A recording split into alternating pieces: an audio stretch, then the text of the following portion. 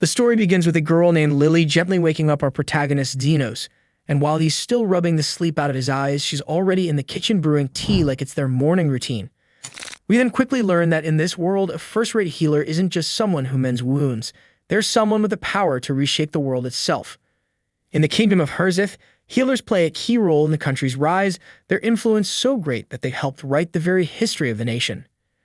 Healers are deeply respected, having earned their status through decades of advancing the kingdom's reach.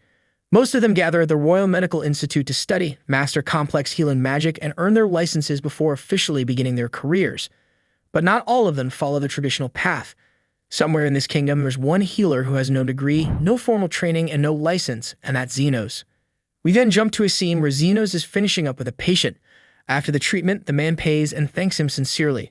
Xenos just shrugs it off, telling him that as long as they can afford the price, he'll heal anyone. Once the man leaves, Lily asks if he's heading out for house calls today. Xenos confirms that he is, but promises to be back by nightfall. Lily smiles and tells him she'll have dinner ready when he gets home. Xenos heads out, and the moment the door closes, she turns her focus to preparing the evening meal. While Lily is still in the middle of cooking, Carmilla drops by to check on her. Lily apologizes, saying the food isn't quite ready yet, and Carmilla leans in to check what's cooking. And it turns out it's stew. Carmilla is already looking forward to dinner, but Lily tells her not to worry, she's got this handled.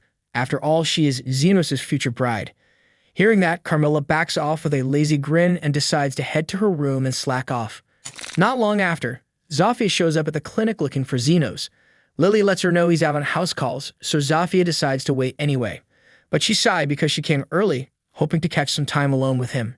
But she wasn't the only one who thought about this because Linga soon arrives too, looking for Xenos. Lily gives her the same answer, and Linga pouts, clearly disappointed because she was planning to rub her tail on Xenos and smother him with affection. Zafia suggests she head back home since she's already here waiting, but Linga is not giving up that easily, and she'll wait too. Their rivalry starts to heat up, but Lily interrupts them both. Calm but firm, she reminds them it's her job to wait for Xenos, not theirs. Then right on cue, Lou crashes the door open like she owns the damn place and says that she's here to have some fun with Xenos. Lily also gives her the usual update, but tells her to fix the door she broke first before she enters. Lou does, and once she steps inside, she is surprised to see everyone already gathered. She looks around and jokes that maybe it was Lily's cooking that pulled them all in. But the others shoot that idea down quick, and they make it clear that she's the only one who show up for food. Later, we see that Lily is near the end of her cooking, and with a small smile, she adds her secret herb mix into the stew. She then turned to the others and told them they'd all wait for Xenos before starting dinner, inviting them to join in as well. They agreed without hesitation, and Lily looked forward to eating together, but just before taking a seat, she headed out to grab the laundry drying outside, leaving the others with the smell of stew lingering in the air. It was driving them crazy. Lou and Linga exchanged one look, that kind of look that said, just a taste won't hurt, and within seconds, they were in the kitchen, spoons in hand. The second they tasted it, their self-control vanished. They kept saying they were just tasting and not really eating, but even Zafia could see they were lying through their teeth. She warned them that Lily was going to destroy them if she found out, but after one whiff of that stew, even she couldn't hold back. Outside, Lily was humming quietly, folding laundry under the afternoon sun, completely unaware of the culinary crime scene unfolding in her kitchen. Then we see that the girls realize that the stew has been entirely devoured, so they start blaming one another for finishing it all, and in a moment of panic, they decide to pretend they don't remember what happened. Realizing that denial won't solve the problem, they agree to make another meal instead. Zafia suggests they start fresh by adding new ingredients to the pot, but right then, Lily walks in and catches them mid-whisper, hovering around the pot like a bunch of thieves. Cut to the dinner table, and the girls sat there stiff as statues. Lily didn't yell. She didn't have to. Her glare did all the talking. When she calmly asked what happened, they crumbled fast. One blamed the smell, another said her hands moved on their own, and they all started bickering again. Seeing this shit show, Lily grows upset and warns them that if they continue to bicker, Xenos will be furious. She laments that she wanted to enjoy a meal with Xenos and the rest of them in peace, and the girls quickly apologize, promising to help her with the cooking. But Lily then reveals that she prepared only enough ingredients for tonight. Just then, Carmilla storms in furious that they consumed all of her stew. Linga immediately apologizes and the others quickly follow suit. Carmilla demands to know how they plan to make amends, half-jokingly suggesting she might have to devour their souls in retribution. Lily intervenes, insisting that they bring her the missing ingredients, and the group hastily agrees, dispersing to gather them. After that whole mess, Lily realizes with a sigh that she's also just used the last of her secret ingredient. Carmilla, still lingering nearby, raises a brow and asks if she's not mad at the others for eating everything. Lily shrugs it off, saying she's not that angry, and Carmilla just stares at her like she's some kind of saint. Carmilla even adds that if they had devoured not just her stew but also her wine, she might have cursed them. Lily just laughs nervously, not entirely sure if Carmilla's joking, but then her mind wanders if she'll even be able to cook dinner again before Xenos returns. Meanwhile, over in town, Xenos is walking through the streets when he spots a demi-human girl clutching her stomach in pain. Soon her master appears and reveals that she is his slave. He demands to know where she ran off to, and she explains that she suffered from a stomach ache and went to a clinic for help, but they turned her away because she lacked the money to pay for treatment. Enraged that she prioritized her own comfort over work, her master drags her away like she's a broken tool instead of a person. Xenos keeps watching as the man drags her all the way to a graveyard and literally throws her onto the ground like garbage. He mocks her, says this kind of dirty place suits a demi-human like her, clearly not seeing the spirit his cruelty just awakened. He kicks her in the stomach again, demanding she get up and start digging graves, but she doesn't even have the strength to respond. Still, he ignores her pain and tells her if she wants to eat, she better dig up something valuable. Then he turns around to leave, leaving her lying there in the dirt. But before he can make it far, she snaps. Possessed by a spirit, the girl suddenly lashes out, slashing at him hard enough to draw blood, so now he's the one panicking. He stumbles backward and runs straight into Xenos, begging for help and saying his slave just went crazy. But Xenos doesn't even blink and tells the man to step aside and listens as the man points at his slave. Seeing her, Xenos calmly asks what exactly he did to her. The guy explains that he merely told her to resume her work, and when Xenos asks about the work, the man starts deflecting, lies about it, and says that it is just some farm work. He then flips the script, whining about being injured and needing medical help, and he even offers Xenos money if he'll stop the girl. The possessed slave then launches an attack on the master, but Xenos intervenes to protect him. He questions the slave, asking why she's so angry. In response, she hurls stones at him, which he deftly dodges. Impressed by his agility, the noble urges Xenos to kill the slave, but Xenos refuses, insisting that his duty as a healer is to preserve life. The noble admits he's a man of high status and warns that if this chaos continues, he will eventually meet his end, and he plans to buy a new slave if she dies anyway. Undeterred, Xenos vows that he will save every life he can, firmly committed to his calling as a healer.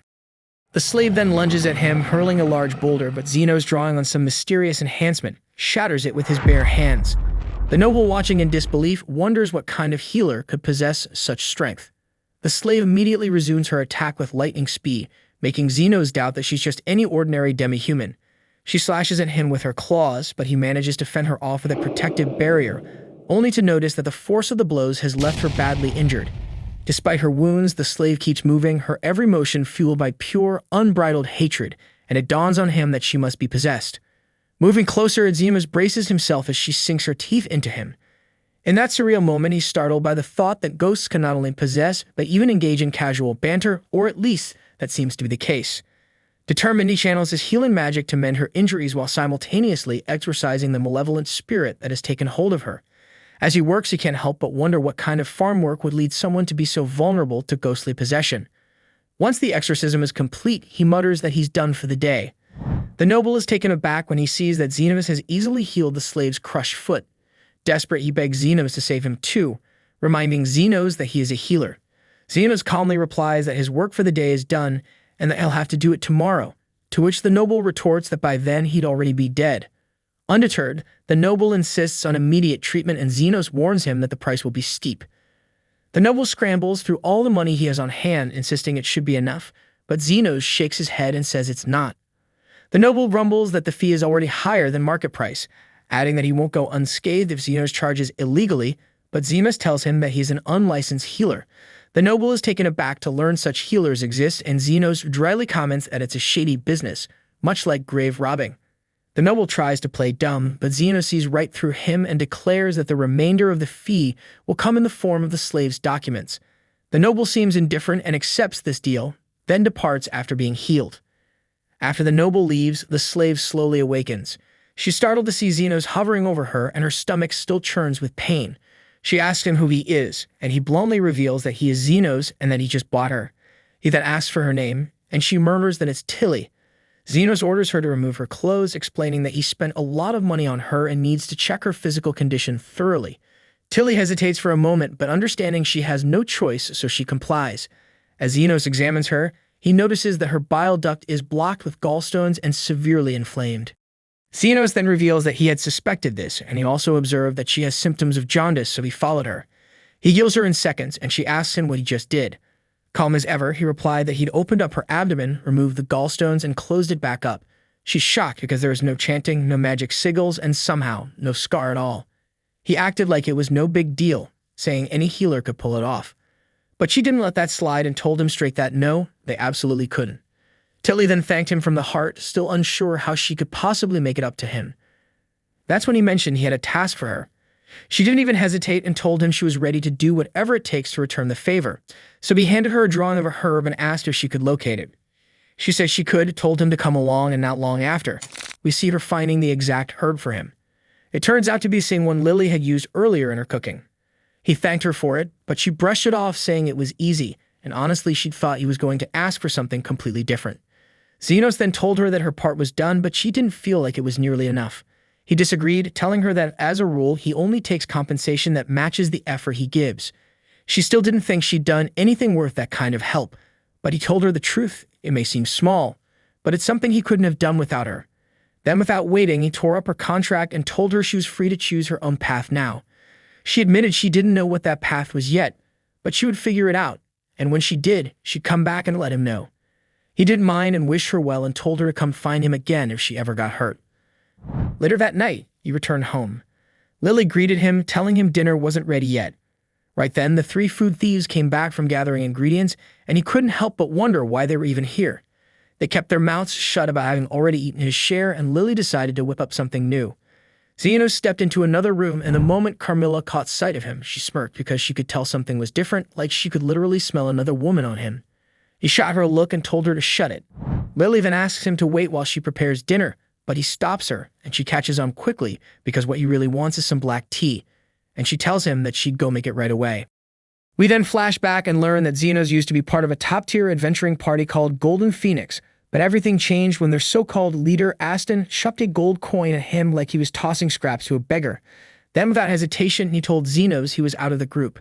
He called him dead weight and claimed the party would be better off without him. Xenos knew better. Deep down, he was the glue holding this reckless team together, but Aston didn't care. The truth was, Xenos had only been recruited to act as a disposable meat shield, someone nobody would cry over if he died on the battlefield. Now that the party had grown powerful, Aston believed they didn't need Xenos anymore. Xenos tried to make him see reason, pointing out that the only reason they made it this far was because he was always there to patch them up after Aston's dumb decisions. But Aston shut him down, mocking his rough, unlicensed healing magic and saying any half-decent healer could replace him. Elsewhere, tucked in the shadows of a grimy alleyway, a pair of slave dealers were in the middle of trying to subdue an elf girl. The awful woman reminded the ugly guy to be gentle since elves were incredibly rare and worth more if they were unbruised. The guy already had her pinned, but Lily, despite everything, wasn't going down easy. She slammed her foot to his gold balls, and while he was doubled over in pain, she bolted. She almost made it too, but the man grabbed his bow and shot an arrow straight into her ankle. Lily crashed to the ground, unable to run, and the bastard caught up quickly. He tried to pin her again, but she chomped down on his hand like a rabid dog, forcing him to stab her just to break free. That's when Xenos walked into the alley and spotted the scene. Lily bleeding on the ground, barely conscious. He looked at the two bastards and asked if they were the ones responsible. They didn't even try to deny it. They told him to piss off, reminding him that slavery was perfectly legal around here. Lily was their property, and they could do whatever they wanted with her. Xenos understands the situation. They were technically right by the law, so his hands were tied, but then he thought of something.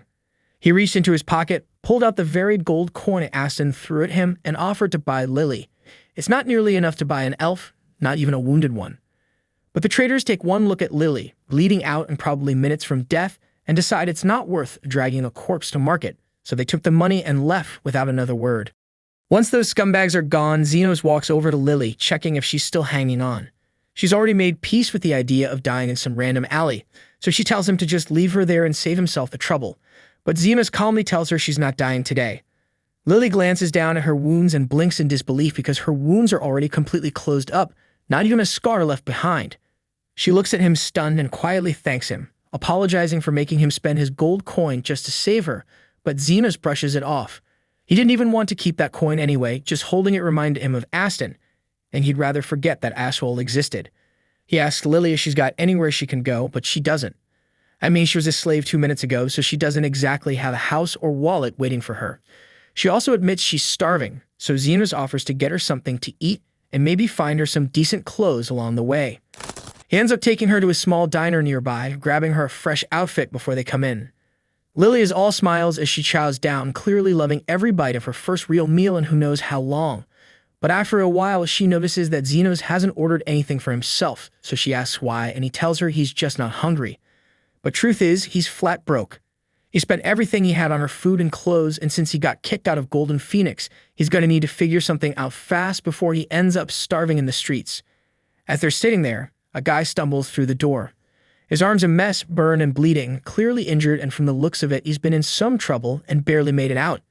Zenos watches him quietly analyzing the damage. Judging by the hole in the arm and the scorched edges, it looks like the guy caught a hit from a magic gun. Fortunately, he's a lizard man and their bodies regenerate pretty well on their own, but even so, the injury's deep. If left untreated, it could take days to close up, and he'd be in constant pain the whole time. So Zenos lifts his hand and casts a healing spell, and after a few seconds, the wound seals up like it was never there. The man freezes, looks down at his good-as-new arm, then turns to Zenos with wide eyes, asking who the hell he is. Before Zenos can even speak, Lily jumps in and proudly declares that he's a legendary healer. The guy's never heard of him, but he's clearly impressed and grateful, so he really doesn't care. He then gives a few coins to Zenos as a way of thanks and promises to spread the word about Zenos. At first, Zenos doesn't get why the guy just handed him money. Then it hits him. Healers usually charge for their services. That spark ignites something in his brain, and he starts thinking. If he plays this right, he could start a new life as a full-time healer. But there's a problem. Since he's from the slums, getting an official healing license isn't exactly on the table. And if he opens a legit business, he'll have to deal with taxes, permits, inspections, all the red tape. And like a wise man once said, tax evasion isn't a crime, it's an act of survival. So yeah, Zenos is going off the grid. He's gonna run his clinic underground, healer for hire, no questions asked. Lily doesn't really get everything Zenos is saying, but if he's serious about setting up a clinic, she wants in. Zenos pauses, thinking it over. Running an underground clinic without a permit isn't exactly legal, and dragging a kid into something like that doesn't sit right with him. But Lily reminds him that he technically bought her, so by the rules of this twisted world, that makes him her master now, which means she's sticking by his side, no matter how many rules get bent or broken. Zenos didn't buy her to own her, he just didn't want her bleeding out in some alley. But Lily hits him with the harsh truth. She's got nowhere else to go, and if he leaves her behind, she'll probably get scooped up and sold again, so that'd be on him. Eventually, Zenos sighs and gives in and tells her she can tag along, and Lily immediately pledges to serve him with her whole body, which makes Zenos nearly choke and ask her to not make it sound so creepy. Anyway, first things first, if Zenos is going to set up shop, he's got to find a roof to sleep under. So he takes Lily to one of the sketchiest, most forgotten parts of the city. The place looks abandoned and borderline cursed, but that's exactly what he's looking for. Lily glances around nervously and asks why they're even here. Zenos explains that if he's running a shady back alley clinic, the last thing he needs is the Royal Association breathing down his neck. A place like this is quiet, off the radar, and best of all, it's free.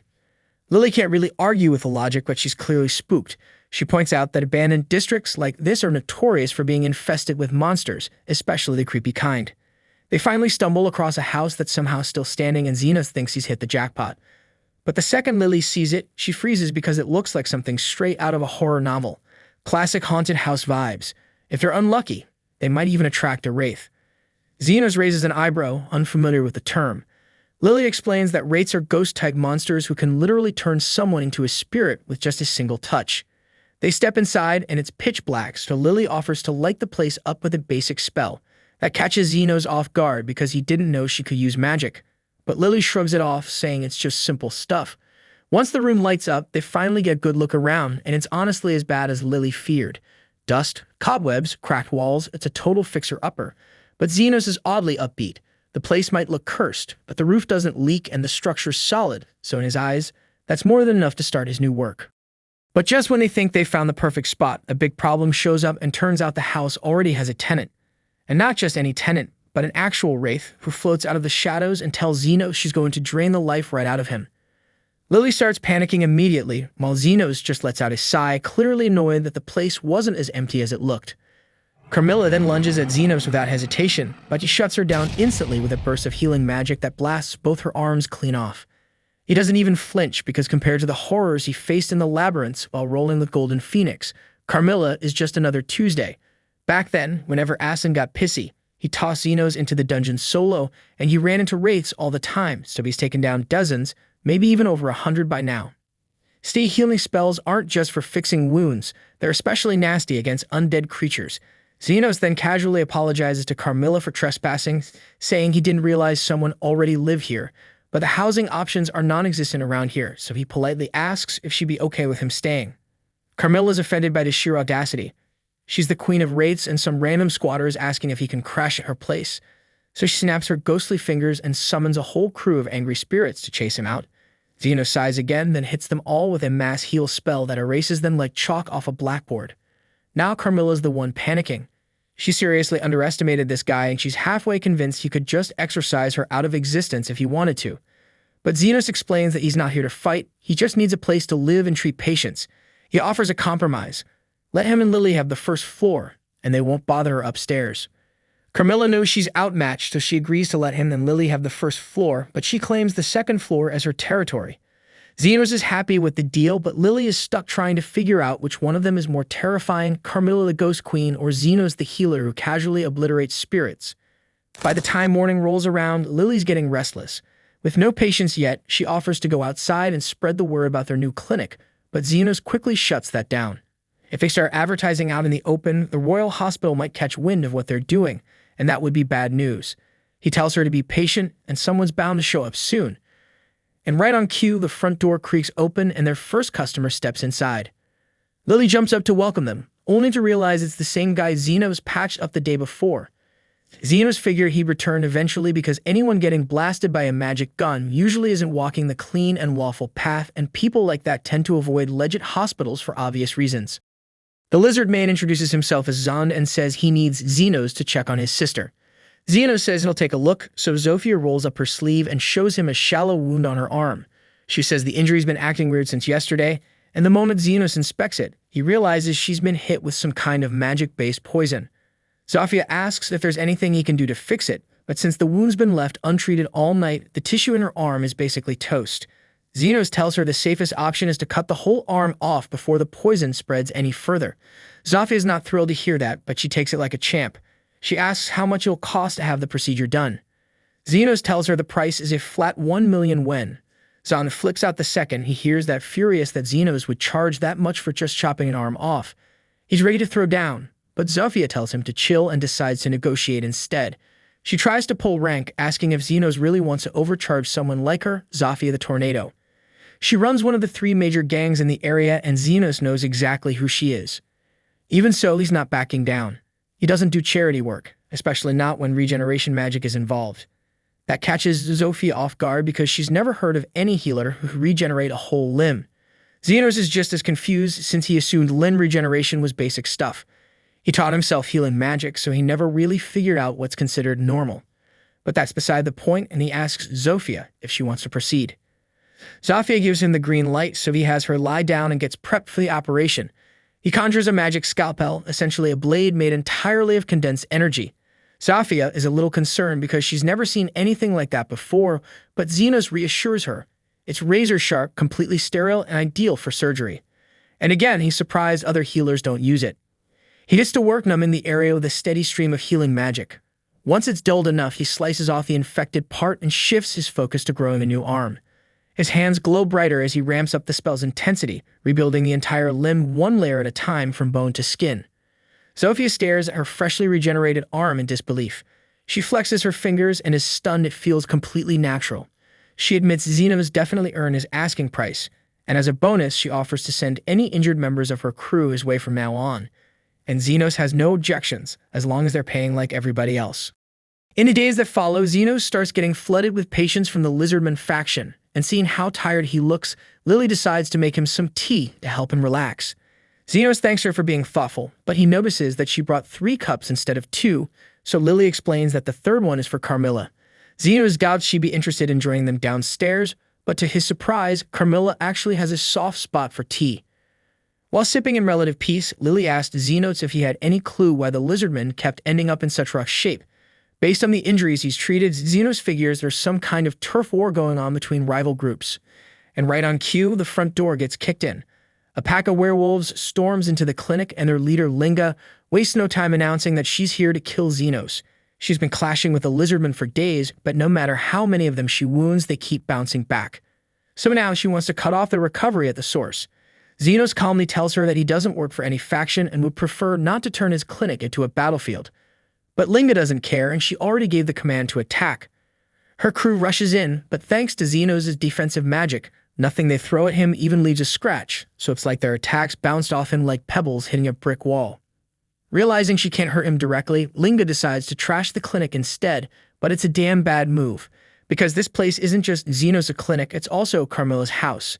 And if there's one thing Carmilla won't tolerate, it's people messing with her home. The second the werewolves catch sight of Carmilla, every ounce of bravado drains from their face because no one in their right mind wants to fight a wraith, let alone the Queen of Wraiths. Carmilla was seconds away from turning them all into spirit dust, but Xenos stepped in. He asked her to spare them. After all, this was still a clinic, not an execution site. And as long as they cleaned up the damage they caused, he was willing to let it slide. Carmilla gave them a death glare, but eventually agreed and floated back upstairs. Seeing how even the Queen of the Wraith obeyed Xenos, Linga's entire tone flipped. She dropped to her knees, begging for forgiveness, promising to repair the damage and keep her people in check. The very next day, an orc shows up at the door with a message. Lou, the leader of the orc faction, wants to meet with Xenos personally. Thanks for watching. Subscribe to not miss the next part. Xenos figured this was bound to happen sooner or later, considering he'd already dealt with 2 of the slum bosses. Lou was the big shot running things among the orcs and ogres, and she'd made a fortune mining magic stones with her raw strength alone. Dealing with her wasn't exactly ideal, but on the bright side, once he sorted things out with her, nobody would dare mess with his clinic again, so might as well get it over with now. Before heading out, though, he paused to ask the orc if Lou was reasonable enough to actually talk things out. The orc assured him Lou was the wisest, most dignified person he'd ever meet, which sounded promising. But it made Xenos wonder why Louie didn't just come herself. When he asked, the orc explained that she couldn't actually move right now. That definitely didn't sound good, so Xenos wasted no more time and followed him straight to Lou. They ended up inside a cave where Xenos was finally introduced to Lou. She greeted him warmly enough, but before he got started, Xenos asked her how she even found out about him in the first place. Lou casually mentioned that the lizardmen and werewolves couldn't stop running their mouths about some top-secret healer they weren't supposed to mention to anyone. Clearly, his days as an underground healer weren't lasting long at this rate, but he'd worry about that later. Lou even heard Xenos could heal any injury for the right price, and she wanted to see for herself if he really lived up to the hype. He walked over and raised his hand towards her, prompting Lou to ask what exactly he was doing. Xenos explained he couldn't see any obvious external injuries, so he was scanning her insides to check for internal damage. She seemed pretty surprised, since most healers apparently didn't know how to do that, but Xenos figured it should have been standard practice. After all, how the hell else could anyone treat a patient properly? Once Xenos completed his scan, he quickly noticed something off. There was a lump deep in her stomach radiating mana, which suggested it was probably a mana stone. Lou confirmed his guess and explained this wasn't just any stone, it was enchanted with explosion magic. So if she tried to move even slightly, the whole thing might blow up. Xenos immediately thought someone must have tried to assassinate her by sneaking it into her food or something, but Lou clarified it wasn't anything sinister like that. In fact, she'd simply gotten really hungry, saw something that looked like a rice ball, and ended up swallowing the freaking stone by accident. She even insisted it was an honest mistake that anyone could have made. Xenos definitely doubted that, but he wasn't too worried either way. After all, mana stones usually found their own way out eventually. Xenos started heading out, but Lou stopped him, saying things weren't that simple. Because when she'd eaten that damn mana stone, she accidentally chewed it up, meaning there wasn't much time left before it blew.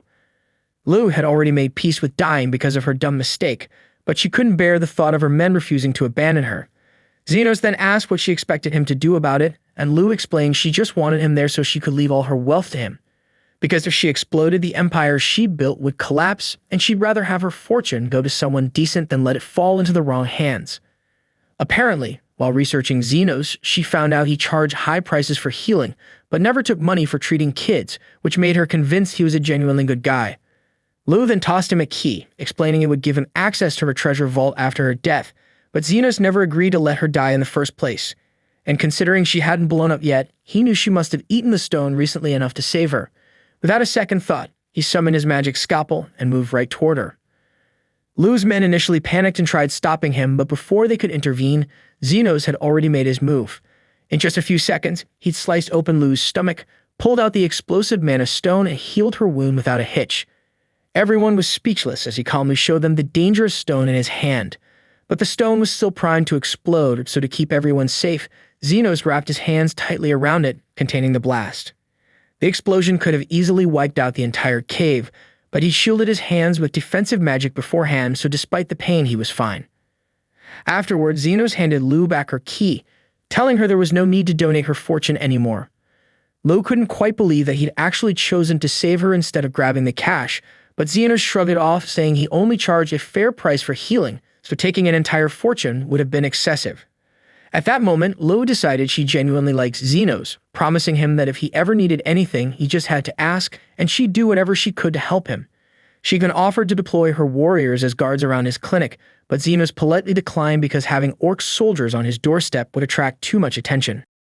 A few days passed, and Lily was sitting by the clinic's front desk, sulking because Zofia, Linga, and Lu had been coming by a lot more than usual. Xenos noticed that too because those three had been showing up regularly, but none of them seemed injured. He started wondering why they even bothered visiting, and at first he thought they were probably just bored, but Carmilla quickly corrected him, explaining that those women were clearly in love with him. Xenos couldn't wrap his head around the idea because in his eyes he was just an ordinary underground healer and nothing special, but Carmilla was confident she knew what she was talking about. Lily became worried at the idea that one of those girls might start dating Xenos and take all his attention away, but Xenos assured her he'd never date any of them, not to be mean or anything, but he thought they were all kind of crazy weird. Still, Carmilla warned it was only a matter of time before those three started a war to decide who got to claim Xenos. He thought things would never escalate that far, but as fate would have it, the very next day Zofia came into the clinic with a basket of fruit, casually mentioning she planned to declare war on the other factions for reasons she conveniently refused to explain. Right after her, Linga and Lu showed up as well, each bringing their own gifts and also talking about starting a war against the others. Xenos protested loudly, trying to get them to reconsider, but they flat out refused to listen. Carmilla found the entire situation hilarious, joking that many people were about to die due to Xenos' apparent womanizing tendencies. Xenos didn't appreciate the way she put it, but there was no denying he had a major problem on his hands. The deathmatch was already scheduled to begin at noon, and Xenos couldn't just sit back and let them kill each other over something this silly, so he had to take action. After a while at the stadium, Zofia, Linga, and Lu had already gathered their respective armies, fully prepared for an all-out brawl. The atmosphere was tense, and just as the battle was about to kick off, Xenos suddenly appeared, causing everyone to stop and look in his direction. The three girls watched him closely, waiting to see what he'd say, but Xenos surprised everyone by calmly stating he wasn't there to stop them. He acknowledged their long-standing grudges against each other and figured it was better to let them fight it out until they were satisfied instead of trying to force a peace they didn't want. With Xenos' blessing, the girls all agreed they would fight with everything they had, and as an added incentive, whoever survived the fight would get to claim Xenos' virginity. Xenos didn't recall agreeing to that damn part, but before he could object or clarify anything, the battle had already started. Zofia was the first to make a move, lunging forward with her daggers aiming straight for Linga's neck, but Linga quickly dodged the attack, backflipping to safety. In that instant, Lu jumped into action, trying to flatten Zofia with a flying dropkick. But Zofia saw it coming just in time, sidestepping the attack, which resulted in Lu accidentally smashing into some poor background characters instead, as if she were bowling. Zofia and Linga fought again, their weapons locked as they struggled to overpower each other. Just as they were about to land decisive blows, Lu returned to the fray, leaping down from above and nearly crushing both of them beneath her massive attack. Zofia stumbled into the orc section of the stadium, prompting her to fight her way out, and soon everyone else followed suit, turning on each other's factions and triggering complete chaos. The scene quickly became brutal, people slashing, cutting, and throwing punches left and right. Yet, astonishingly, even after 6 relentless hours of battle, not a single combatant had fallen. It was at that moment Zofia suddenly noticed something strange. The wounds on her arms were healing themselves right before her eyes. Everyone paused, bewildered, until Xenos finally spoke up and explained he was responsible. He told them plainly that he agreed to let them have their little death battle, but he never once said he'd let anyone actually die. After all, they were still his patients, and he wasn't going to let any shit happen to them. Zofia felt silly for not realizing Xenos' involvement sooner, but none of them had ever imagined a healer could heal so many people simultaneously, let alone continuously over 6 hours straight. The girls finally understood the point Xenos had been trying to make. Their fight would literally never end as long as he was there to keep healing them. If they couldn't find a way to get along, they'd be stuck in an endless cycle of pointless conflict, and just to be clear, he reminded them he planned on billing each of them for every hour he'd spent healing. Realizing how foolish they had been, the three girls finally agreed to set their differences aside. So they promised to maintain peace among their factions, but as far as fighting over Xenos went, they were still determined. Only this time, they agreed they'd compete peacefully without any damn bloodshed. Meanwhile, Lily approached Xenos, curious as to why the hell he'd gone through all the trouble of intervening in the battle. Xenos paused for a moment, remembering something his old teacher once told him. A healer who could only mend wounds was third-rate. A second-rate healer could restore the entire body, but a first-rate healer was someone who could make the world a better place. Xenos admitted he wasn't sure if he had it in him to be a first-rate healer, but that didn't mean he wouldn't try. He wanted to improve life in these slums somehow, and besides, he joked that if everyone died, he'd run out of patience. Lily smiled softly to herself, knowing full well that Xenos' tough talk was just his way of covering up how much he truly cared. After all, if the demi-humans stopped fighting, he'd actually have fewer patients coming in, which meant less money for him. Yet he still chose peace over profit, and this genuine kindness was exactly why Lily liked him so much, and she told him as much directly. Of course, her words went straight over Xenos' head, leaving him slightly confused. In any case, it was getting late, and Xenos decided it was time to go collect payment and head back home. Lily was a bit taken aback. She had thought Xenos was joking earlier when he said he charged them for all the healing during their battle, but apparently he was completely serious. Healing an entire stadium full of people was exhausting work, and there was no way he'd let something like that slide without compensation. At the same time, over in the capital, the commander of the Royal Knights was meeting privately with the Vice Commander Krishna. Noticing the commander's troubled expression, Krishna asked if something had happened. He explained he'd heard a strange rumor. Apparently the long-standing war among the demi-human factions in the slums had abruptly come to an end. Krishna found this difficult to believe. Those factions had been locked in a bloody feud for years, so it seemed impossible they'd suddenly decided to play nice. The commander agreed it sounded unlikely, but if true, this was potentially a serious problem. The kingdom had been stable for centuries precisely because the impoverished, disenfranchised people were always too busy fighting among themselves to cause trouble for the nobility. So if these factions found peace and united, they could demand changes, perhaps even outrageous stuff like rights, equality, and maybe even free healthcare. And that shit would be a big problem. Rumor had it that a single individual was responsible for mediating peace between these factions. Determined to eliminate this threat, the commander tasked Krishna with dealing with him.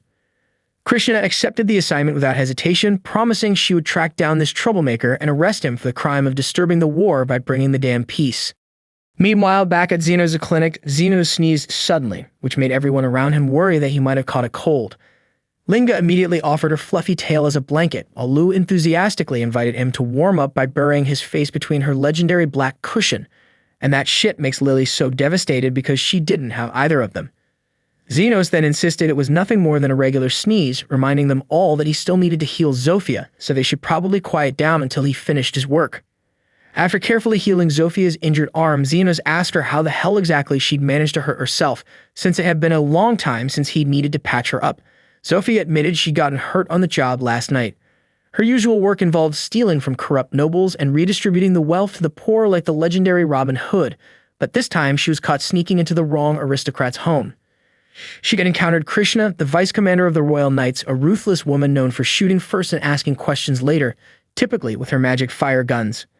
Hearing this, Carmilla began to worry that catching Krishna's attention might spell trouble for Xenos. But Xenos wasn't particularly concerned. After all, he figured there was no reason for someone as high-ranking as Krishna to care about a low-profile, underground healer like himself. Elsewhere in the slums, Krishna was already prowling around, gathering information on Xenos. She noticed the demi-humans coexisting peacefully, which made her suspicious, so she approached a lizard man and asked bluntly who was responsible for ending the demi-human war.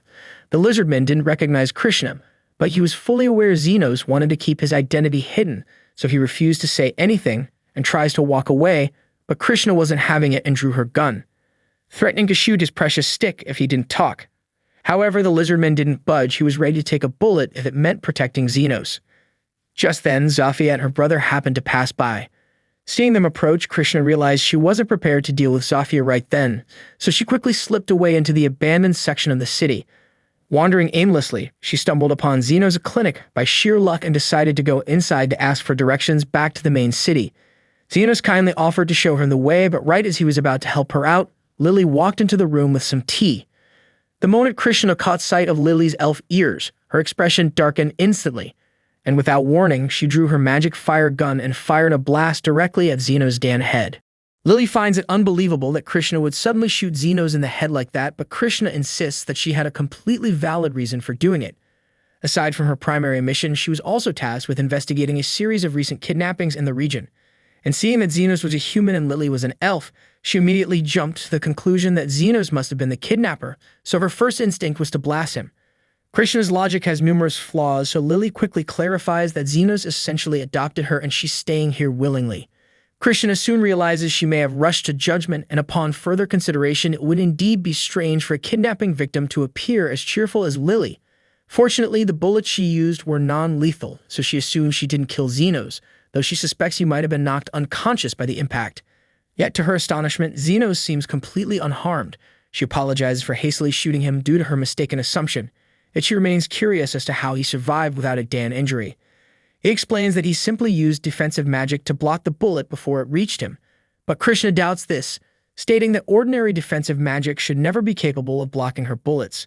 As far as Zenos is aware, his defensive spells should be perfectly ordinary, so he doesn't quite understand her point. However, throughout her career as the Vice Commander of the Royal Knights, she has witnessed numerous types of defensive magic, and she immediately recognizes that Zenos' shield matches that of a Grand Sorcerer. The moment Krishna mentions her position as Vice Commander of the Royal Knights, Zenos and Lily instantly become uneasy, realizing that her presence could cause significant trouble for them. Krishna, however, evidently has something specific she wishes to request from Zenos. Hoping to avoid further confrontation, Zenos agrees to speak with her, but simultaneously sends a discreet warning to all his clients, urging them not to visit while Krishna is present. They all sit down together, and Krishna explains to Zenos that she's currently undertaking a covert mission and would like his cooperation. Zenos insists that he doesn't wish to become involved, but Krishna argues that it's the duty of every citizen to cooperate with the orders of knights. Given Krishna's unpredictable nature, Zenos figured refusing could end with another bullet to the face, so he reluctantly decides to go along with her request. Krishna then informs him that her mission is to locate a specific man and arrest him immediately upon identification. She has neither a name nor description, but the person she's after is the mediator responsible for ending the conflict between the various factions. Zenos chokes on his tea once he figures out that the individual Krishna is attempting to capture is actually him, but he remains calm and inquires why she's pursuing the mediator. Krishna clarifies that the Knight's orders absolutely can't disregard someone who possesses the ability to create peace among the factions, but when she resorted to aggressively questioning one of the locals, he refused to give her any damn information despite her threats. From Krishna's perspective, if the residents of the slums won't betray the mediator, it must imply he's a sinister mastermind who needs to be stopped. Zenos attempts to reason with her, suggesting it's entirely possible that this mediator is deliberately keeping a low profile, so if she simply leaves and abandons her search, he likely won't cause any issues. Krishna then asks Zenos if he personally knows who the mediator might be, so he quickly makes up an excuse, saying he's merely speaking intuitively. Regardless, Krishna insists that she can't just ignore the mediator since she received explicit orders from her commander, and anyone capable of ending the conflict between the factions represents too significant a risk to ignore. Lily intervenes and tells Krishna there's no need to worry about the mediator destabilizing the country, because his only interest is earning money through honest labor. But judging by the way Lily is describing the mediator, it sounds as if she knows him personally. Lily immediately panics and quickly assures Krishna that she doesn't know the mediator either, causing Krishna to grow somewhat suspicious, but she decides to let it slide for the moment. As it's getting late, Zenos uses this as an opportunity to encourage Krishna to leave, but while he's escorting her out, she notices the bed placed in the corner. She finds it unusual that Zenos would position a bed in this spot, causing Zenos to grow anxious because it's actually the clinic's patient bed, prompting him to nervously claim it's just an extra bed. Upon hearing this, Krishna promptly asks Zenos if he'd be agreeable to letting her use it. She's been struggling to secure a base of operations within the slums, so she'd greatly appreciate it if Zenos allowed her to stay here until she finishes her assignment. Of course, she's more than willing to compensate him for the lodging. Zenos can't really decline without raising Krishna's suspicions, so he reluctantly agrees, and Carmilla finds the whole scenario amusing. Lily then prepares some green tea for their new guest, but Krishna struggles with hot beverages, so she begins blowing on it to cool it down. Lily remains envious that yet another woman has appeared, vying for Xenos' attention away from her. So to prove her dominance, she sits directly on Xenos' lap and asks him to stroke her head like usual. Xenos complies with Lily's request, but he's slightly puzzled by her sudden demand, prompting Carmilla to approach and inform him that Lily is feeling jealous. Xenos is caught off guard because Carmilla suddenly whispered into his ear while she was invisible, but she's just really intrigued by all the drama going on. Lily is determined not to let Krishna take away Xenos' attention, so she becomes even more affectionate with him than usual, asserting her dominance. However, Krishna doesn't seem to give a damn and just keeps blowing on her tea like nothing's happening.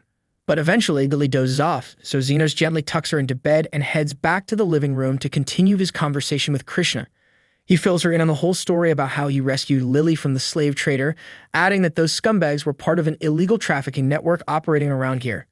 And that explains why Krishna was so quick to pull the trigger earlier, but sadly, Xenos doesn't have any real intel on the traffickers themselves. Changing the topic slightly, Krishna brings up something she's been curious about. Given how it's obvious Xenos must be an extremely skilled mage, having perfected his defensive magic, Krishna wants to know if someone could regenerate an entire arm if they put the same amount of effort into healing magic. Xenos starts to question whether healing an arm is really such a rare feat for a healer, but before he can complete his thought, Krishna interjects, insisting that it should be impossible. The only individuals who could achieve something like that would be saints or healers of the absolute highest caliber. Confused about why she is bringing this up, Xenos asks Krishna for an explanation. Krishna then describes how she recently fought against Zofia, recalling that she severely damaged Zofia's arm during the confrontation. However, when she saw Zofia again yesterday, her arm was fully restored. Krishna is convinced there must be a healer in the slums powerful enough to regenerate limbs, and if that's the case, it would make sense for someone like that to have serious influence over the faction bosses. Krishna intends to continue her investigation the next morning, hoping to discover some clues about this supposed evil healer, but Xenos doesn't understand why she automatically assumes the healer would be evil. In fact, Krishna seems to harbor a very negative opinion of the entire slum, prompting Xenos to ask if she has a specific reason for feeling that way.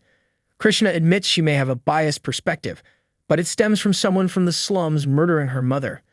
Krishna's mother was a compassionate woman who genuinely wanted to help everyone she could. She frequently visited the slums and organized events to distribute food to those who couldn't afford to eat, but one day she simply didn't return. Ever since then, Krishna lost the ability to laugh or even show a slight smile, which is one of the reasons people started calling her the Iron Rose. And according to the accounts of witnesses, Krishna's mother was murdered and robbed for her wedding ring, and learning this completely shattered Krishna. Her mother had saved countless lives from starvation, yet no one stepped forward to save her in her time of need. This tragic event motivated Krishna to join the Knights Order and become an unstoppable hero who could deliver justice to the criminals living within the slums. The following day, Krishna leaves to continue her investigation, allowing Xenos to resume treating his patients. Zofia visits the clinic with a minor injury on her arm and asks Xenos to examine it.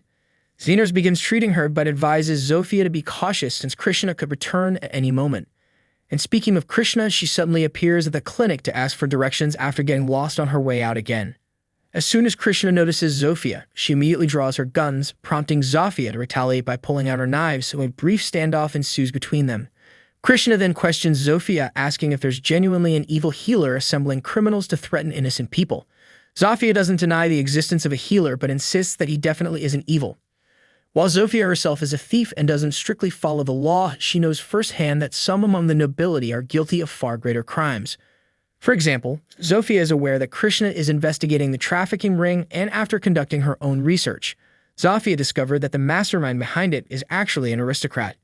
Initially, Krishna doesn't believe her, as the trafficking ring is known to operate primarily in the slums, but Zofia clarifies that this is merely a clever deception intended to mislead the Knights Order from uncovering the true criminal behind it all. Krishna remains skeptical but requests that Zofia reveal who is responsible for the kidnappings, prompting Zofia to name a man called Kalendor.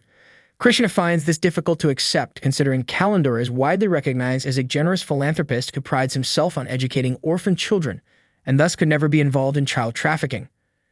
Zofia expected that Krishna wouldn't trust her, given that Krishna sees everyone from the slums as criminals. However, the mediator has never treated them that way. Instead, he treats everyone fairly and consistently gives people second chances, unlike Krishna and her misguided version of justice. Krishna becomes furious when Zofia insults her concept of justice, and she's about to fire her gun, but Xenos steps in front of her, demanding that Krishna lower the damn weapon. Krishna orders Xenos to step aside, but he refuses, saying he can't allow harm to come to Zafia since she's his patient. He apologizes for not being upfront earlier, but he confesses that he's actually the mediator Krishna has been searching for. Krishna assumes Xenos is just lying to protect Zafia because there's no way he could possibly be a healing mediator. After all, he's already demonstrated mastery over defensive magic, and there's no way in hell he could also excel in healing magic. Xenos doesn't necessarily consider himself a master, but he's certain of his abilities in both healing and defensive magic, since both simply require him to enhance the body's natural processes. Krishna finds this entire explanation absurd and remains unconvinced that Xenos is the healer. Although it's evident he's siding with Zofia, out of respect for the hospitality Xenos provided her yesterday, Krishna decides to exit peacefully without engaging in conflict. As Krishna leaves, Lily notices she's heading towards the district inhabited by aristocrats, prompting Xenos to suddenly realize her destination. Krishna took Zofia's accusation against Calendar seriously, prompting her to visit his manor to investigate. Obviously, she can't directly confront him about the child trafficking allegations, so Krishna fabricates an excuse for her presence. She tells him that she's heard about a recent increase in theft in the area, and Calendar confirms he's been experiencing difficulties with the Lizardmen gang lately. Krishna then informs him that she plans to boost security patrols in response. However, before implementing these patrols, she wishes to inspect Calendar's estate to gauge his current security measures. Calendar understands her reasoning and readily offers to guide her on a tour of his mansion. Krishna is then shown throughout the entire manor, and after the tour concludes, Calendar asks her opinion on his security setup.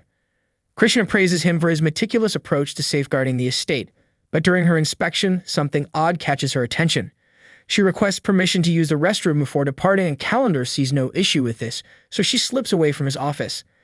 Given Calendar's high social standing, extensive security isn't unusual, but Krishna finds it peculiar that so much effort has been devoted to protecting the backyard area. Suspecting something might be hidden there, she peers over the wall and quickly notices a hidden entrance. Krishna cautiously makes her way down the passage, and to her shock, she realizes Zofia was telling the truth, that Calendar truly was behind all the kidnappings. But before Krishna has the chance to aid the captured children, Calendar sneaks up behind her, grabs the guns she left upstairs, and blows off her arm. He laughs at how effortlessly he managed to defeat a knight, taunting her for poking her nose where it didn't belong. Now he simply needs to finish her off and resume his trafficking business. But just as he's about to make his next move, Zafia and Xenos arrive. Xenos had become concerned when he realized where Krishna was headed, so he asked Zofia to lead him there. Calendar is determined to leave no witnesses, so he switches Krishna's gun to lethal mode and shoots Xenos straight in the face. Yet, to Calendar's complete disbelief, Xenos remains unharmed, though he admits the lethal shots did sting quite a bit. Calendar panics, attempts to escape, but drops the gun in his frenzy, allowing Xenos to pick it up. Calendar immediately begins begging for mercy, and luckily for him, Xenos has a strict no-kill policy. However, Xenos doesn't have any rules against causing pain, so he switches the gun to non-lethal and fires directly at Calendar's head, knocking him out. He quickly moves to Krishna's side, but she weakly tells him it's pointless because her arm is gone and a large portion of her stomach has been blown away. She's accepting her death, but Xenos reassures her she'll be alright, though he's definitely going to charge her heavily for his services, so she should brace herself for a damn expensive bill. Moments later, Krishna is fully healed, astonished by Xenos' ability to instantly repair such critical injuries. She finally accepts that he was truthful about being the mediator, but her interest in arresting him has vanished entirely, as she now views him as a genuine hero. Xenos, however, doesn't consider himself a hero at all. He was simply a healer doing his job by ensuring nobody died. If anyone deserves to be called a hero, it's Krishna herself, because she was the one who first took action for the children's sake. She might have been misguided occasionally, but deep down, she genuinely cares and wants to create a better world. Zafia and the lizard men then assist in freeing the children from the dungeon, but with the royal knights approaching fast, Xenos isn't interested in dealing with them, so he decides to leave with the others. However, before he departs, Krishna stops him, curious why he decided to save her despite her being an enemy at the time. Xenos simply turns around and replies that he wanted to ensure she pays her outstanding bills. She still owes him money for the night she spent at his clinic, and now there's the additional cost of healing. He expects full payment by the week's end. Krishna, amused by his ridiculous reasoning, laughs for the first time since the loss of her mother. The following day, we observe Xenos and Lily strolling along the street, discussing their plans to buy some tea, when suddenly he notices the place he used to occupy back in the slums, prompting him to remember his past. He had been a destitute orphan living in the slums with absolutely nothing to his name, spending all his time just sitting around in an alleyway.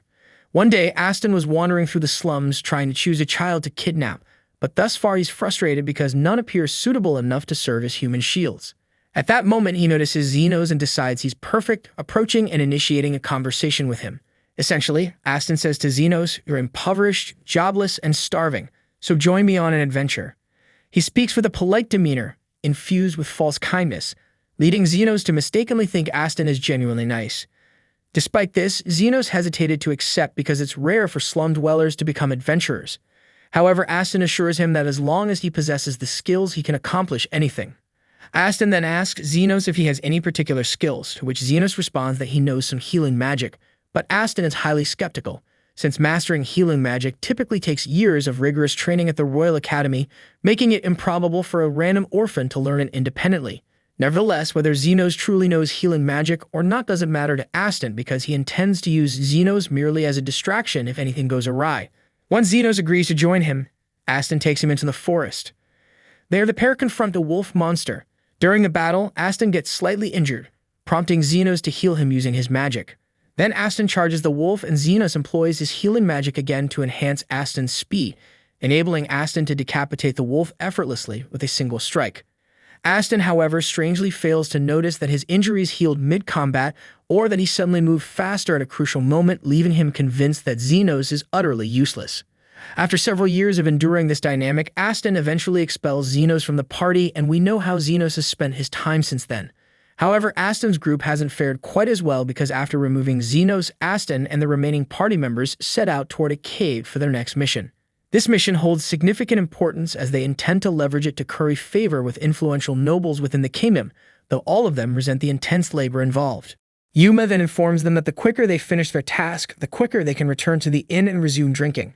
Andres feels thrilled because ladies always flock around them whenever they say they're members of the Golden Phoenix group. After all, their team is renowned for successfully finishing quests and defeating magical creatures without taking any damage. Right at that moment, they encounter the creatures they're here to defeat, so Aston unsheathes his blade and prepares to strike. He instructs Guile to cast protective magic on him while he rushes ahead, and Guile does precisely that. But even while Aston is battling the wolves, his arm still gets scorched. And at the same time out back, Yuma is being attacked by one of the wolves, so he's out of the picture for good. Aston shouts at Andres to quickly cast some offensive spells, but it takes Tadam long to finish chanting the incantation, and he even gets blasted by a fireball mid-spell. Aston is stunned and questions whether his group has always been this damn incompetent, but it's evident they're not going to win this battle, so he commands everyone to withdraw immediately. Once they're out the hell, Aston questions his teammates why they're having difficulty against monsters that barely reach B rank, but Andres reminds him he wasn't particularly effective against the wolves either. Guile asks Aston if there's a chance Xenos had been truthful when he claimed he was healing them, but Aston finds it impossible since there's no way a lowly commoner like him could have possibly mastered healing magic. Still, to be cautious, Aston thinks it might be wise for their group to recruit a healer. Several days later, they go back to the cave after recruiting a healer, whose name is Yumin, but she informs Aston up front she's not skilled at battlefield healing. She typically provides healing services only in the capital, but she coincidentally possesses an adventurer's license, so she agreed to accompany them. Still, she wonders why the Golden Phoenix would even require a healer given their reputation for successfully completing missions without injury, but Aston refuses to explain what occurred, telling her instead to mind her own damn affairs. Guile then questions Yumin about whether Yuma will recover, as he was severely injured by the wolves last time.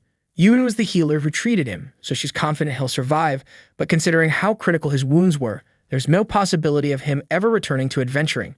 You'd assume Aston would show some sympathy toward a teammate who became permanently crippled, but he simply moves past it, stating Yuma wasn't valuable enough to keep around anyway. And if you were wondering why this quest holds such significance, a nobleman requested a scarf made from a fire fox's fur as a present for his daughter. If completing it places Aston in Lord Fennel's favor, he's prepared to put his life on the line for that scarf. Yet barely 2 seconds afterward, the plan crumbles because the wolves launch an unexpected ambush. Aston quickly retaliates and tells Guile to apply defensive spells to everyone, but as Aston moves in to attack, he can't land a single blow against any of the wolves. The wolves then unleash 4 fireballs at him, and Aston manages to deflect 3, but the 4th fireball strikes Andres in the stomach, knocking him out immediately. Aston continues swinging fruitlessly at the wolves, but soon Yumin shouts that they must withdraw because Andres' condition is critical. Aston can't believe everything is collapsing yet again, And when they finally get outside, he snaps at Guile, demanding to know why he failed to shield Andres with defensive magic. However, Yumin points out that Guile's defensive spell was indeed effective, and without it, Andres would have been instantly killed by a blast of that magnitude. Aston impatiently demands that she heal Andres right away, but Yumin informs him that's impossible, as only top-tier healers or saints possess the capability to instantly heal such severe wounds without proper preparation. Unless they rush Andres to a medical facility immediately, he won't survive. Sometime later, Aston speaks with Lord Fennel's servant, who informs him that Lord Fennel is extremely disappointed. Aston desperately asks for another opportunity, certain he can secure the fur for the scarf if given one more chance, but the nobleman's daughter's birthday has already passed, making the whole matter pointless. And the real reason behind Lord Fennel's dissatisfaction isn't merely that Golden Phoenix failed the quest. It's because Aston repeatedly promised he'd succeed. Had Aston simply informed Lord Fennel earlier that the mission couldn't be accomplished for any reason, the Lord would have understood and chosen a different gift for his daughter. But that's not what Aston did, so for a brief moment, Aston tries shifting the entire blame for this disaster onto Zenos. However, he soon recalls he never formally registered Zenos as part of the party, so officially speaking, Zenos was never recognized as a member, meaning he can't be held accountable for anything.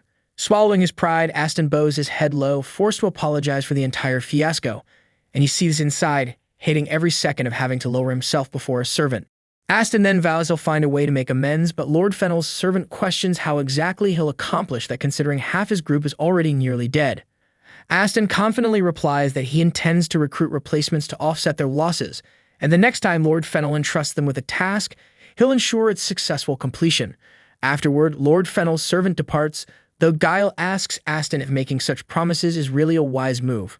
After all, they currently have no prospects on capable recruits, and there's no possible way for them to undertake missions with just 2 remaining members. Aston tells Guile there's no need for concern as he already has something in mind. Even though Aston still doesn't believe Zenos holds much value, he can't deny the team functioned much better while Zenos was with them, so Aston plans to simply bring him back. He's convinced Zenos would jump at the chance to rejoin Golden Phoenix, despite how poorly he'd been treated previously.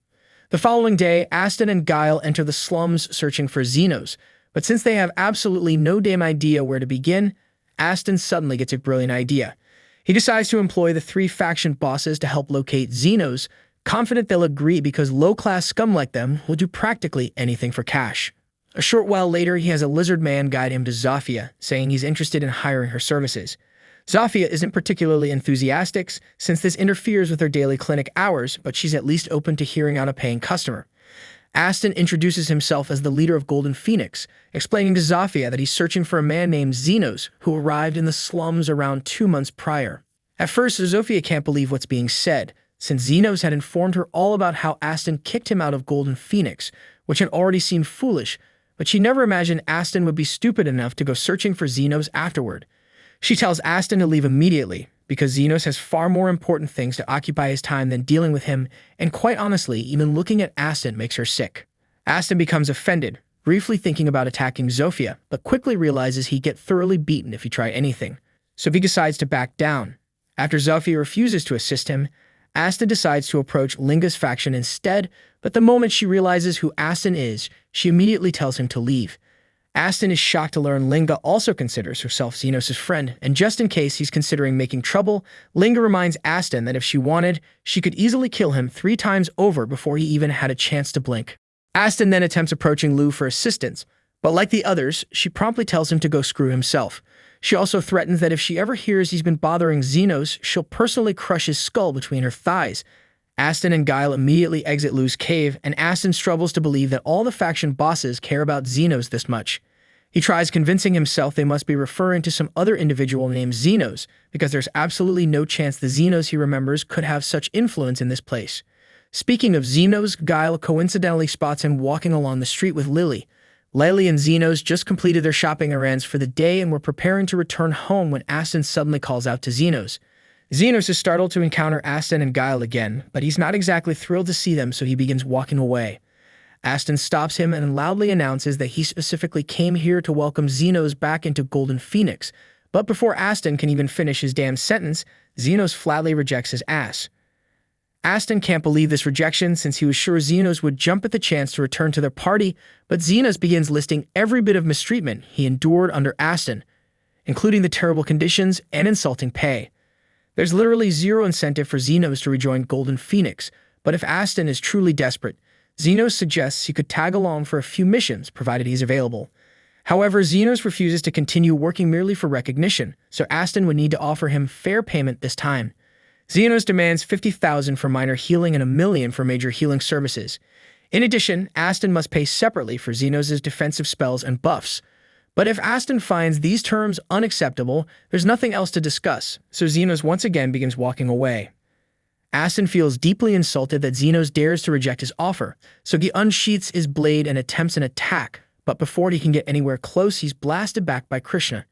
She tells Aston that it's downright idiotic to launch an attack right in front of a royal knight. She had actually come here looking for Xenos herself, but since Aston just attempted an assault, she's now obligated to place him under arrest. However, Aston quickly points at Guile, claiming he's the one who forced him into it, then immediately flees like a coward because he definitely doesn't want his ass to end up imprisoned. After all that shit show, Xenos and Lily return home for the evening, and shortly afterward Zofia, Linga, and Lou arrive. They inform Xenos that Aston attempted to hire them to track him down, and even though they all rejected his request, Zofia remains concerned that he might persistently keep coming after Xenos. If Aston decides to approach the unlawful underground guild, he might even manage to hire an assassin to go after Xenos purely out of resentment. However, hiring assassins typically requires substantial funds, and considering Aston was desperate enough to seek out Xenos personally rather than recruit additional party members, he's most likely broke.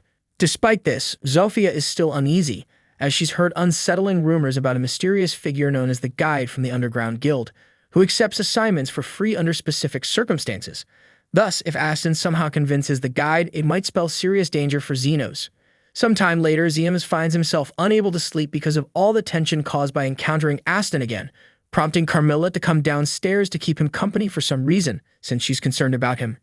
While she's there, Carmilla asks Xenos if it's actually true that he learned healing magic in the slums, prompting Xenos to explain that he initially tried resurrecting a corpse, after which healing magic simply came to him naturally. Carmilla remarks that resurrection magic is forbidden, but in Xenos' defense, he genuinely had no damn idea about the ban when he first experimented with it.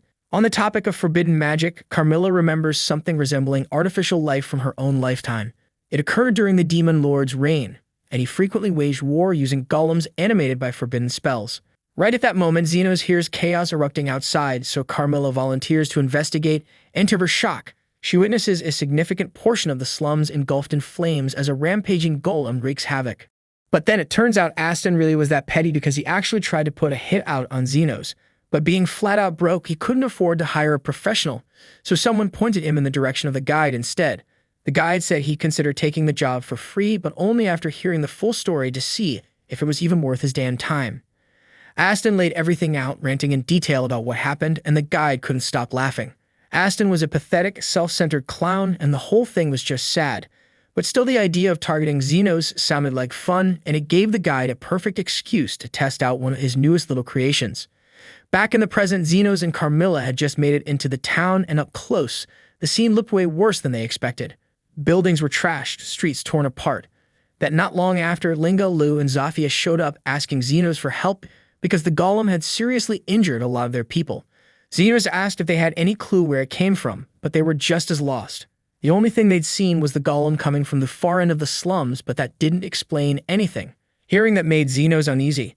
If the creatures were coming from deep in the slums, the Underground Guild might have a hand in this mess, but now wasn't the time to speculate. So he turned to the others and told them to start gathering all the wounded in one place so he could begin healing. And once he was done with that, he swore he'd make whoever caused this disaster pay for it. Meanwhile, the Guide was observing the devastation from a comfortable distance, feeling quite pleased with the golem's capabilities, though he noted its speed left something to be desired. Still, for a first test run, it was more than capable of carrying out the mission. He didn't know much about Xenos yet, but he was itching to see how the Guide would react once his friends started dropping one after another right in front of him. Back inside the city, Linga, Lou, and Zofia rounded up their forces, ordering them to locate all survivors and bring them straight to Xenos. Once they had everyone accounted for, Xenos got ready to cast, but before he did, he warned Carmilla to step back to avoid being affected by the casting. He then fired off high heal across the entire zone, and within moments, people who were on the brink of death were back on their feet, and Xenos told them to evacuate the area as fast as they could. He then moved around personally, healing anyone who hadn't been caught in the main cast range. And yeah, he was pissed. Not only had he been dragged out of bed in the middle of the night, but he also had to heal literal crowds of injured people. And there wasn't even a guarantee he was getting paid for this crap. But one thing was certain, that whoever controlled that golem was going to answer for this. But so far, they still had no clue who was behind it or why the attack was even carried out. Back with the guide, and he's honestly shocked that Xenos managed to save every single injured person, because he was almost certain that at least a handful would die in the chaos. Just by watching, it was obvious that Xenos was a top-tier healer. But even with all that power, unless he shuts down the golem, the destruction's just going to keep piling up. Xenos had just wrapped up healing the wounded, and with the area finally cleared out, the golem was still out there wrecking everything in sight. Xenos looked at Carmilla and asked if there was even a small chance the thing would get bored and wander off, but she shot that down immediately.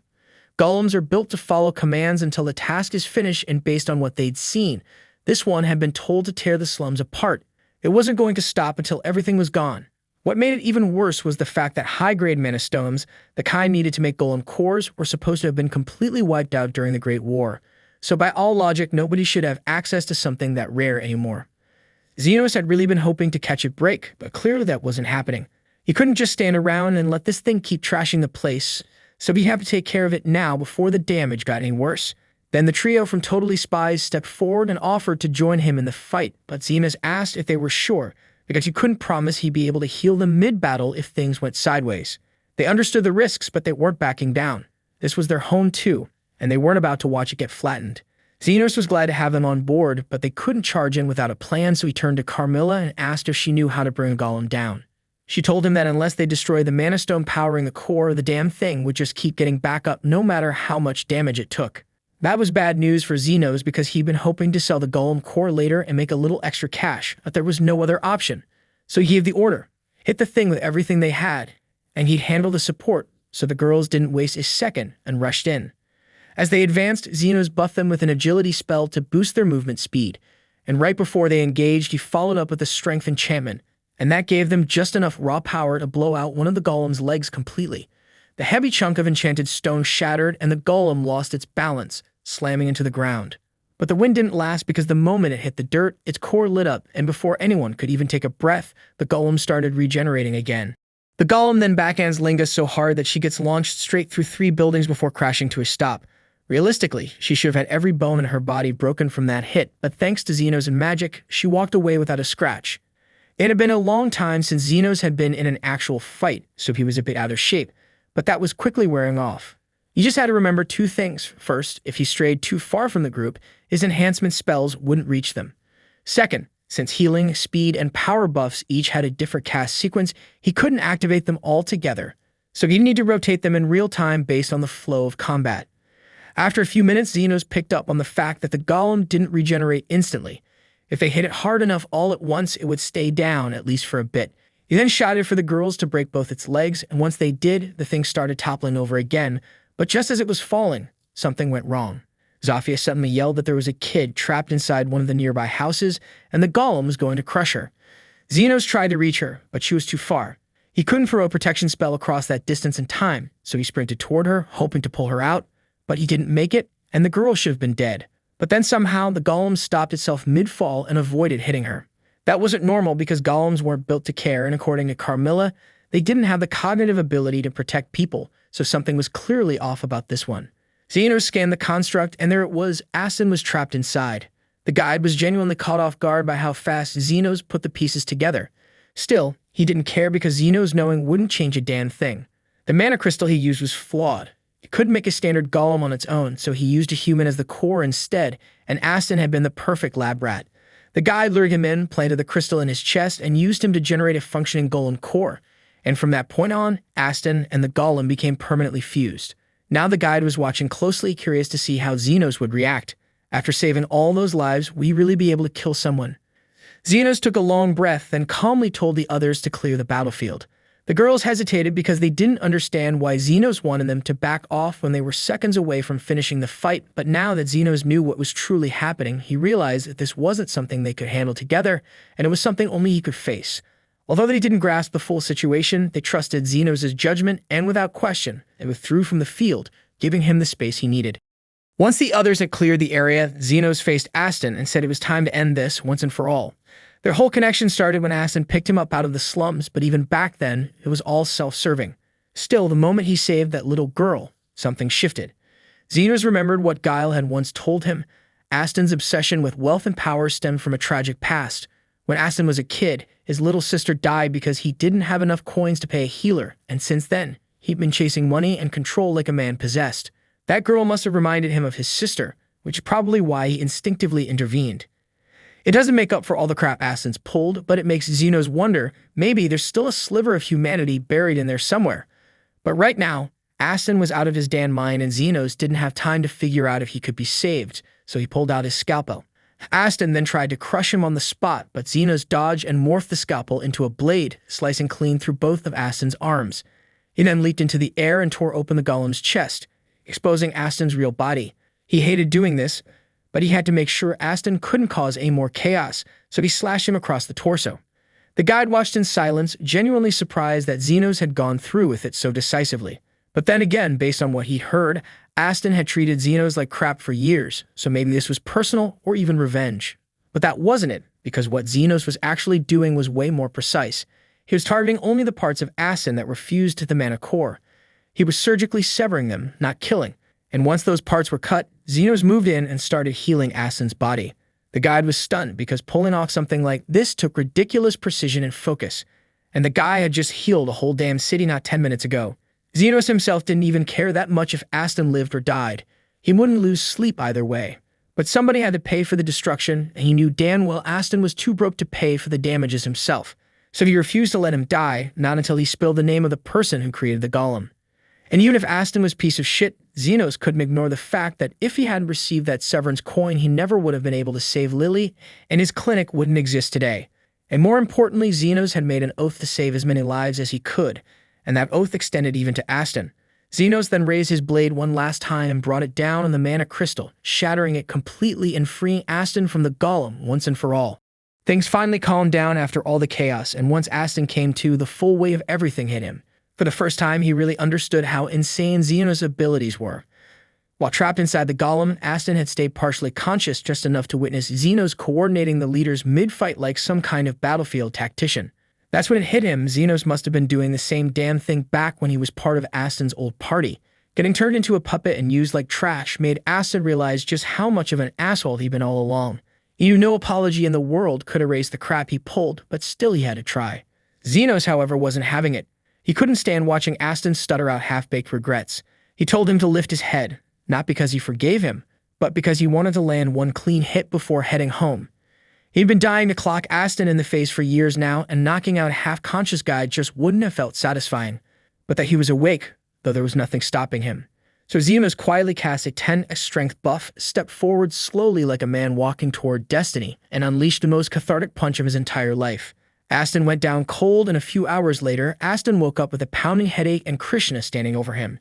She calmly informed him that she'd already bumped into Xenos earlier, so she had a pretty good idea of how everything went down. Then she added that he was damn lucky no one died or he'd be staring down murder charges right now. That said, she was still placing him under arrest for a whole list of things: property damage, assault, and somehow public indecency, because apparently Xenos' punch had knocked every last piece of clothing clean off his body. And she also mentioned that Xenos left a few parting words for him. The first message: Xenos had taken Aston's sword while he was unconscious. It was a well-crafted blade, and selling it should be enough to cover all the damages he caused. Then Krishna told him there was one more message and instructed Aston to look at his hand. And when he opened it, he saw a single gold coin. Xenos' idea of severance pay, so that was it. And with that coin, Xenos never wanted to see or hear from him ever again. Aston sat there, eyes to the ground, feeling completely gutted. He knew damn well he deserved it, but now he really had nothing left. Then we see that after everything that went down, Xenos could barely stand. His legs were jelly, and he was clearly running on fumes. The others offered to carry him home, but he insisted they didn't have to. He figured they were just as wiped as he was. Still, the girls didn't listen. After all the time Xenos had carried them, literally and figuratively, it was their turn to return the favor. Meanwhile, back at the clinic, Carmilla had already filled Lily in on everything that had happened. So when Xenos finally arrived home, Lily greeted him warmly and asked if he'd like a cup of warm tea. Krishna's been doing everything she can to chase down whoever was behind the golem mess, but she's come up short. All she's managed to dig up is a name. Someone called the guide, and apparently the guy's a ghost. She tried following the trail back to where Aston first met him, But by the time she got there, the place was cleaned out like nothing ever happened. Zofia also tried asking around the underground guilds, and from what little she picked up, the guide has only recently started making appearances there. Besides that, nobody has a clue who he is, so interrogating the locals won't get them anywhere. Krishna says she's classifying the guide as a high-priority threat, but judging by how carefully he covered his tracks, she doubts he'll be showing his face again anytime soon. That said, Zofia isn't buying it because people like him don't just vanish unless they've got something massive cooking behind the scenes. And if that's true, they'd better be ready for whatever hell he's planning to unleash next. Krishna tells her to quit jumping to conclusions since they don't have solid evidence that the guy will come back, but Zofia fires right back, pointing out that Krishna was doing the exact same thing a minute ago. Zeno sighs and tells both of them to chill before they start another argument, then asks Krishna why she's sitting way over at the opposite end of the room from everyone else. He was trying to hold a conversation like this is a nightmare. Krishna says that while she appreciates Zofia's help during the Golem incident, she can't be seen casually hanging out with demi-humans like this, not while she's still a royal knight. Xenos can already tell this is about to spiral and he wants none of it, so he shoves the whole group out the door and tells them not to come back today unless they're bleeding. Once everyone's gone, Xenos drops into his seat and tries to unwind, but then Lily shyly walks over and says she's got an idea. She knows he must be wiped out after burning so much mana during the Golem fight, and she's just about to suggest going to a hot spring together when suddenly Zofia barges back in and beats her to it, loudly inviting Xenos to join her for a hot spring trip to cool off. Xenos figures it might be a nice way to switch things up from his usual schedule, so he agrees and Zofia leaves with a big grin on her face and Lily is left speechless. Not long after that, Lingba shows up. She glances around quickly to make sure the coast is clear, then leans in and asks Xenos if he wants to go hit up the hot spring with her. Xenos is still very much down for the hot spring idea, but he can't really say yes because Zofia already asked him first. But before he can even explain, Lingba just smiles and says she'll catch him there, then heads out. Moments after that, Lo arrives and Xenos doesn't even meet her to speak because he already knows exactly what she's about to say. Sure enough, she came to ask him to go to the hot spring too. And when Xenos reacts like he saw it coming, Lo takes it as confirmation and cheerfully says she'll see him there. Then a little while after that, the exact same damn thing happens with Krishna. By this point, Xenos is seriously starting to wonder what the hell is going on and why everyone is suddenly acting like the hot spring is some kind of romantic battlefield. That's when he remembers Lily was about to ask something earlier before the others barged in. But now she just stands there quietly, clearly embarrassed, and Xenos doesn't push it. She doesn't say a word, but it's obvious she was going to invite him too. Meanwhile, Carmilla heard everything from the other room. She's cracking up, watching Lily lose her shot after working up all that courage. Xenos, of course, has no clue what she's laughing about. Still, Carmilla figures things are bound to get fun over at the hot spring and she's not about to miss out. It's been a long time since she got to relax at one anyway, so she announces she's coming too. Sometime later, Xenos is finally chilling in the bath when Zofia struts in. He immediately tells her she's in the wrong spot and this is the men's side, but Zofia waves him off and says it's fine. She hung a fake out-of-order sign outside, so they shouldn't be interrupted. Zofia came in ready to seduce him, no shame about it. But instead of going full force, she decides to play it casual and strike up some small talk while they sit in the water. She mentions how people keep saying she's different ever since she met Xenos, and he admits it's true, she's way less hostile than she used to be. Still, that doesn't change the fact that she's way too close for comfort right now. Zofia was hoping to catch him off guard and slide right into his arms, but Xenos notices, so she gets impatient and tries to wriggle her way in. Just then, Lingba barges in and calls her out for jumping the line, accusing her of sneaking in just to get alone time with Xenos. But let's be real, Lingba's here for the same thing. She fakes being lightheaded and starts stumbling towards Xenos like she's about to pass out right into his arms. But Zofia isn't having it and grabs Lingba mid-fall, and the two immediately start grappling like a pair of jealous cats. Right in the middle of that chaos, Lu suddenly rises out of the water like some kind of battle spirit and demands to be part of whatever madness is going on. Xenos stares at her and asks what the hell she's doing here and, more importantly, why she's not wearing a towel. Lu casually replies that she's been lurking under the water this whole time, just waiting for the perfect chance to be alone with him, and asks for the lack of clothes. She figures she'd give Xenos a full display of her athletic figure and asks him straight up what he thinks. Xenos squints, but the light behind her makes it impossible to see much. Not that it matters because the entire situation is insane. He just sits there, silently praying that they'll burn off all their energy fighting and leave him in peace. But then, of course, Krishna storms in next, furious and yelling at everyone for turning the men's bath into a circus. The others immediately clap back, pointing out that Krishna has no room to talk when she clearly showed up for the same reason. Krishna insists that's not the point, but now all four of them are arguing and fighting over Xenos, and his patience is shot. He finally snaps and shouts for all of them to get lost and head back to the women's bath. It's so loud that Yumin hears him from the other side. She's soaking in the women's bath and can't believe how bold some girls are sneaking into the guy's side like that, but all she can do is hope their drama doesn't mess up her vacation. A minute later, the girls come trudging back into the women's bath, all bummed out that Zenos turned them down. But surprisingly, they're not mad at each other. They actually seem to be bonding. Yumin is genuinely taken aback because it's not every day you see a human, a werewolf, an ogre, and a lizard girl all chilling together like old friends. Later that evening, after everyone's had their fill of steam, they all head out to enjoy a big post-bath meal together. Krishna is still trying to act like she's not part of this mess, pretending she's not friends with anyone, but even she can't resist sneaking glances at the fun and laughing under her breath. Not long after, Zenos tucks Lily in for the night and steps out onto the balcony, where Carmilla is waiting. She asks if he's finally starting to enjoy the trip, and Zenos admits the dinner was nice. Well, it was nice until people started getting hammered and fighting over who got to sit in his lap. Carmilla cracks up and tells him to savor the calm while he can because things are bound to get chaotic again soon. Zenos tells her to quit tempting fate and jinxing him, but Carmilla just shrugs because her Wraith's gut feeling rarely misses. That reminds Zenos that he's pretty sure Wraiths can't hang around under the sun for long, so how the hell did Carmilla even get here? She smirks and points at his staff resting against the wall. Apparently, she just possessed that thing and asked Lily to bring it along. Wraiths can only inhabit items they were connected to in life, so Zenos naturally asks what she was doing before she died. But Carmilla still doesn't like opening up about her past. She changes the subject, picks up a bottle, and offers to pour him a drink instead. The next day, a loud blast goes off in the kitchen and Yumin immediately rushes over to see what's going on. One of the innkeepers is sprawled out on the ground. Apparently, he was cooking breakfast when the magic firestones inside the stove erupted and he took the full hit. His arms in rough shape, burned up pretty badly. Yumin steps in right away, saying she's a healer and will do what she can. She manages to stabilize him, even she admits she's nowhere near good enough to fix the damage completely. His arm's likely beyond saving, and she insists he needs to be taken to the nearest royal hospital as fast as possible, though even then he probably won't regain full use of it. Right then, Zenos shows up to check what the fuss is about. Yuna calls out to him, asking for a little assistance moving the injured man to hospital. But from where Zenos is standing, the guy's condition isn't actually that serious. He figures it's not worth the trip to the hospital and casually starts walking away. Before leaving, though, as a small gesture of thanks for the hospitality during their stay at the Springs, Zenos quietly heals the man, no charge, no fuss, just like that.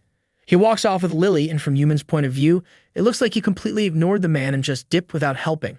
She's about to call him out for it, until she glances down and sees the man's injuries are totally gone. For a split second, she wonders if maybe her own healing did more than she thought, but no, she knows better. Her skill level isn't anywhere near high enough to pull something like that off. Only top-tier magic users, saints, or legendary healers can perform that kind of miracle, and that's when it clicks. Zenos has to be an elite-level healer. She immediately heads back to report this to her superior, and Arnardo's floored to hear there's a healer of that caliber just wandering around unnoticed. If what Yumin says is true, the kingdom would definitely want someone like that working for them. But tracking him down will be tricky, since Yumin barely remembers any details, just that he had black hair.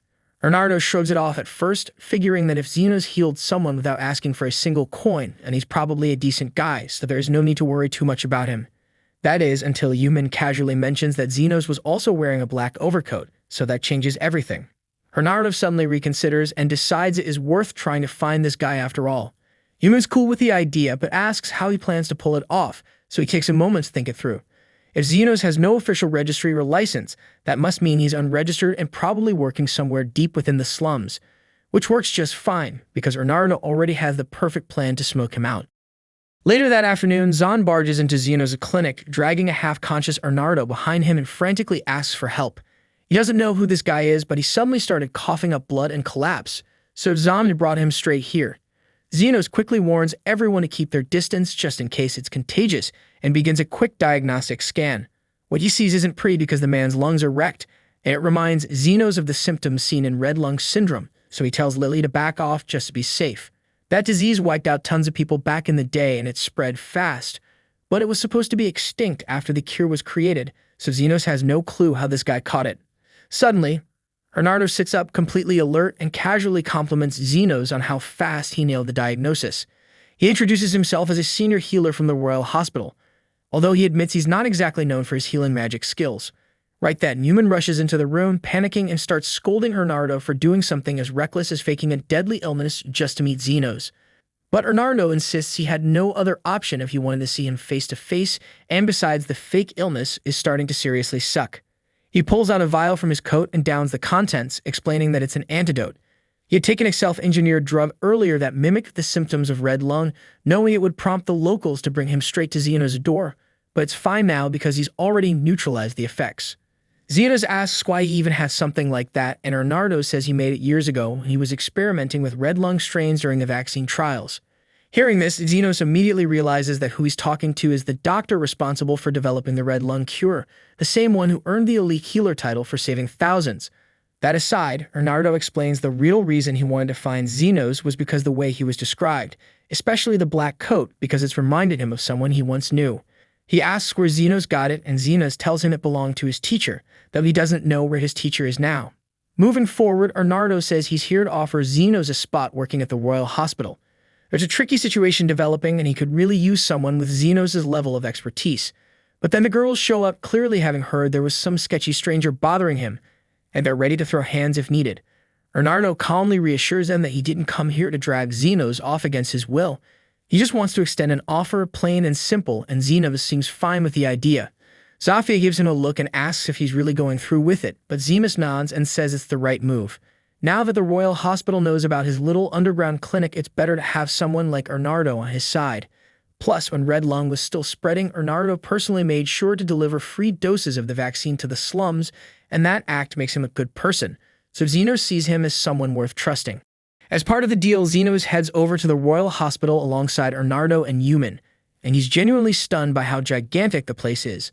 They eventually make it to Bernardo's office, and once Xenos is settled in, Bernardo begins laying out the terms of the job he has in mind for him. There's been a string of disappearances lately, and he wants Xenos to investigate. Xenos doesn't have a problem taking the job, but he points out that reconnaissance isn't really his strong suit, so he asks Bernardo if he's sure he wants someone like him handling this kind of work. Bernardo explains that as a newly appointed member of the Royal Hospital, Xenos will have access to several specialized programs, so gathering intel should be relatively easy. Still, Xenos is worried that if he attracts too much attention, someone might eventually uncover his identity. Bernardo tells him not to stress about it because he's already built a backstory for Xenos. From now on, if anyone asks, Xenos has just returned from studying abroad. Xenos isn't totally convinced that will fly, especially with other skilled healers around. But Bernardo says as long as he's vouching for him, no one's going to dig any deeper. After that, Newman escorts Xenos to the hospital dorms where he'll be staying for the next few weeks, and to his surprise, he finds Lily already waiting for him. He immediately asks what she's doing here, and Newman explains that Bernardo signed off on the paperwork to let Lily move in. According to hospital policy, healers are allowed to live with family members or spouses, so Lily teases that this makes her Xenos' wife now. But in truth, Newman just listed her as Xenos' younger sister. She's the one who pushed for Lily to come here in the first place, since she figured Xenos would be more comfortable having someone familiar nearby, and honestly, he was nervous about leaving Lily behind, so he appreciates the gesture. Then, Newman steps out to give Xenos time to settle in, but right after she leaves, Carmilla appears as well. Xenos understands why Lily's here, but he can't for the life of him figure out why Carmilla would come all the way to the capital. Not that she has much of a reason, she just enjoys messing with Xenos since crazy things tend to happen whenever he's around. Xenos points out that with all the healers in this building, she's risking getting exorcised if anyone spots her. But Carmilla doesn't seem even a little concerned because aside from Xenos, there really aren't many healers here powerful enough to exorcise her anyway. A little later, Xenos is sitting in the cafeteria with Newman, and she asks how he's settling into the new place so far. Xenos says it's not too bad, but things are about to get hectic, and he still has no clue how to go about getting an official healing license. Newman says she can walk him through the process since she knows how it works. First, you have to pass a healer aptitude test. If you do, you get accepted into the Royal Healing Academy. From there, it's years of brutal studying, and if you survive that shit, you can take the final exam to earn your healer license. That sounds like a nightmare, so Xenos can't believe there are people actually willing to go through all that. But Newman says that's just the beginning. Once you're licensed, you'll need to take another round of exams if you want to become an adventurer or work under military contracts. There are even more requirements if you want to move up through the healer ranks. Most folks in this facility are here to do research or level up their academic standing, but all of it just sounds like way too much for Xenos. He cuts her off and asks her to just skip to the part about the missing people. Ewan explains that one of the people who vanished was named Afred, and he was a top-level healer and a researcher. The guy was known for being gentle and brilliant when it came to medicine, and even Bernardo told her that Alfred played a big role in developing the cure for the red lung disease. Zenos thinks Alfred sounds like someone worth saving, but he still doesn't know much about the situation, so he asks if there are any leads. Right then, the cafeteria doors swing open and Goldrin walks in. Zenos asks who that guy is, and Yuman tells him that's the vice director of the Royal Hospital, also a Class 7 advanced healer. Zenos has no idea what Class 7 means, so Yuman breaks it down. Healers are ranked in 3 tiers: beginner, advanced, and elite, and each tier has 7 levels, so the level 7 advanced healer is the highest point you can reach before hitting elite status. In short, Goldrin's a big deal around here, and apparently he's aiming to become the hospital's next director. The current director is barely around anymore because he's ancient, so Goldrin basically runs the place now. But under his leadership, things have shifted a lot, but not necessarily for the better.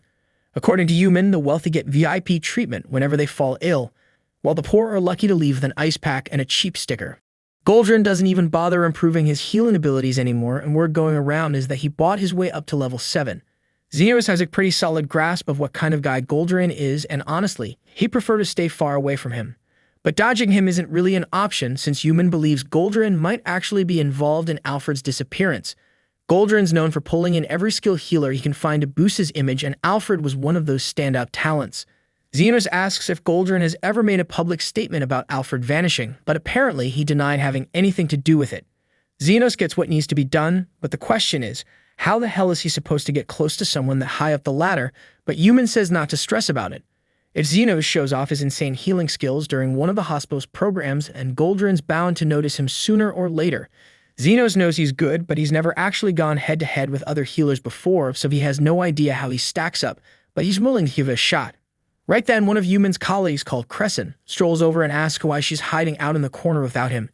Yuman tells him she's allowed to eat wherever she wants, but Crescent takes it the wrong way and assumes she's just teasing him. Then he notices Zenos and realizes he's the guy backed by an elite healer, which makes him jealous, but instead of starting something, he just throws a passive-aggressive jab, telling Zenos not to embarrass his sponsor, and walks off. Zenos turns to Yuman, asking what that was about. She explains that Crescent is a classmate of hers and used to be decent, but ever since Goldrin scouted him, his ego's been out of control. Zenos then thinks back to his early days. Back when he was still a kid, he found a corpse in an alley and started practicing his magic on it, hoping to bring it back. But just as he was about to raise the dead, his soon-to-be teacher smacked him across the head. The guy told him not to waste his talent on corpses and to learn how to help the living instead, and that was the day his life shifted. The man took Zenos in and started teaching him healing magic alongside another student named Veritra. In just 1 year, both of them were already skilled enough to treat serious wounds. But even then, their teacher warned them, healing a few cuts and bruises is just beginner-level work. You're still a third-rate healer until you learn what healing really means. Back in the present, Zenos is sitting in on his very first lecture at the academy, and the topic for the day just so happens to be undead creatures. As the professor dives into the lesson, Zenos is kind of impressed, not because he's learning anything new, since he picked all this up back during his adventuring days, but the way the material is being broken down makes it easy even for someone without field experience to follow. The instructor then opens the floor for questions, and one of the students raises a hand to ask about wraiths. Unfortunately, the professor doesn't have much to offer on the topic. All he really says is that wraiths sit at the top of the undead hierarchy. Encounters with them are rare, and in most cases, they end with the entire adventurer party getting wiped out. His advice is to run, especially if the wraith is capable of speech. That level of intellect usually means you're dealing with something terrifyingly strong. Zenos is kind of thrown off by that, considering he literally has a talking wraith living at home with Lily. He never realized Carmilla was that dangerous, but yeah, he's not about to say anything and cause a panic. The professor then asks if anyone's actually gone up against the undead before. The first to jump up is, of course, Crescent. He introduces himself with way too much flair and brags about how he used to be an adventurer and has taken out about 30 ghosts. That gets the class excited, so they all start clapping and hyping him up, which just feeds his ego. Then he notices Zenos isn't clapping and decides to target him, asking how many ghosts he's exorcised. Zenos could easily take on 50 in one go if he really pushed himself, but he doesn't want to draw attention, so he casually says he's handled 30 before. Crescent immediately calls BS, but Zenos holds his ground, clarifying that yeah, he's fought 30 ghosts at once, and the room goes dead silent. The others are in shock, trying to process what he just said. Someone asks him how the hell that's even possible, and Zenos explains that he once wandered into a haunted labyrinth and got swarmed, so he just spammed healing spells until everything was wiped out. That's when the class realizes he's talking about the Garmenton Labyrinth, a place so dangerous that even gold-class adventurers usually avoid it, so the room goes nuts. Everyone's seriously impressed except for Crescent, who just sulks in disbelief, still convinced Xenos is lying because there's no way he got upstaged like that. The focus of the next lecture is on magic circles, and Crescent deliberately picks the seat right next to Xenos, determined to prove he's better. Xenos never really cared much for magic circles and always thought they were kind of pointless, but he still has to sit through the class. The professor draws one on the board and then asks if anyone wants to volunteer and recreate it in front of everyone. Crescent shoots his hand up and walks confidently to the front, clearly trying to show off. He draws a perfect magic circle for a basic healing spell, and the professor praises his precision. Then Crescent grins and tells the professor that Xenos would also like to give it a shot. Xenos never planned to participate, but now he's been dragged into it. Like he said before, magic circles were never something he paid much attention to, but he does remember one weird circle his master showed him years ago. So he walks up and draws it. Crescent starts laughing because the circle looks nothing like what's in the textbooks, but when the professor sees it, he stops cold, completely stunned. What Xenos drew isn't just basic healing. It resembles a regeneration circle, but it's different. Xenos confirms that it is a regen-type circle, but it's an odd one. If someone's missing several fingers, this spell will randomly grow one back. It's overly complex and burns through a ton of mana, way more than most healers could ever handle. But Xenos activates it with ease, even admitting it's kind of useless to him since he can grow fingers back faster with his own methods. The professor quickly realizes Xenos isn't just talented, he's on another level. He immediately invites him to join his research group, but Xenos respectfully declines. Meanwhile, Crescent is sitting there seething from all the attention Xenos just stole from him. Later that same day, word about this gifted student reaches Goldrin. Supposedly, he's strong enough to wipe out 30 ghosts in one go, but Goldrin doesn't have time for rumors. Then another staff member rushes in with news that several undead have been spotted around the cemetery. That gives Goldrin an idea. He'll send Xenos to deal with it. And if the kid really is that good, then maybe he'll consider bringing him in. That night, Xenos is sent out with a squad of students for an exorcism mission, Crescent included. Crescent takes charge, leading the others in, but they end up surrounded fast, and Crescent starts to lose it. Just as things are about to go sideways, Xenos casts a powerful healing spell and wipes out every ghost in an instant. Xenos tells everyone they did a solid job dragging the ghosts out so he could finish them off. But before he even wraps up his sentence, Crescent cuts in and claims credit for the powerful heal spell. The rest of the students are clueless about what really happened, so they believe him when he says he's the one who saved the day. He even tells them to go brag to their professors about how amazing he is. Then he strolls over to Xenos and flat out says he's never going to acknowledge his skills. Xenos honestly couldn't care less about Crescent's desperate need for attention, but if Crescent really wants to be the hero, he shouldn't leave just yet, because the real threat hasn't even shown up. Crescent has no idea what the hell Xenos is talking about, but a few seconds later, the ground tears open and a massive zombie king climbs out. The students are in disbelief that something this dangerous actually appeared, but they're still not too worried. After all, they figure Crescent will handle it, and he's going to be doing it alone because there's no way any of them are going near that damn thing. Yumin and Xenos could step in, but they'd rather not get in Crescent's spotlight, so they decide to just sit back and see how things play out. To give him some credit, Crescent does make an attempt. He tries blasting the zombie king with his strongest heal, but it barely makes a dent. There's no way he can win this fight, but his pride won't let him back down, so he just keeps running in circles, trying not to get flattened. While all this chaos is happening, Yumin tells Xeno that powerful undead tend to draw in weaker ones, so chances are the ghosts from earlier were just following the zombie king's lead. But Xenos feels like there's something more going on here. Anyway, Crescent is getting smacked around pretty hard now, and Xenos thinks it's time to jump in.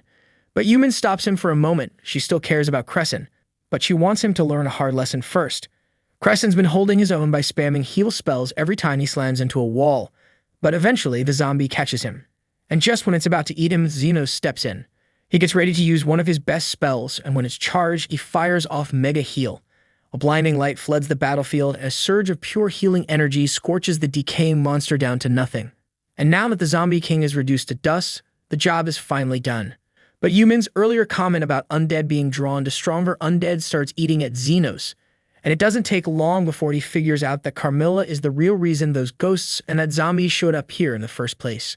A while later, Xenos gets back home and asks Carmilla if she's got any clue about the recent spike in undead activity nearby, but turns out she had no damn clue she was attracting those kinds of monsters.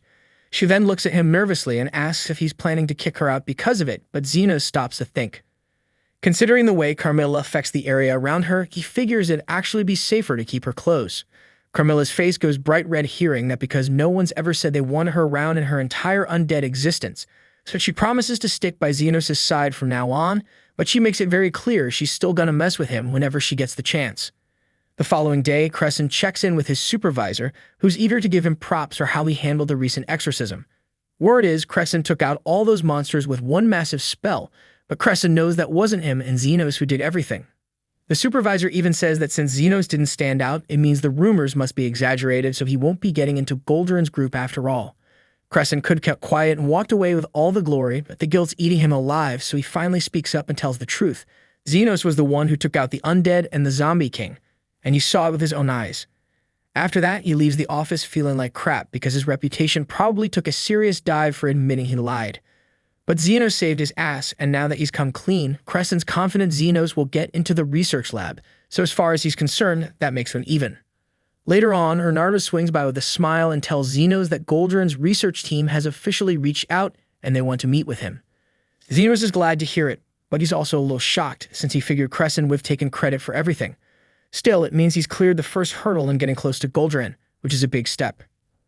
Ernardo tells him not to celebrate yet because there's still an interview with a professor, and that's going to be a whole other challenge. Xenos doesn't get why there are so many hoops to jump through just to join a research faction, but Ernardo explains that Goldrin's got a lot of influence and he's picky about who he brings in.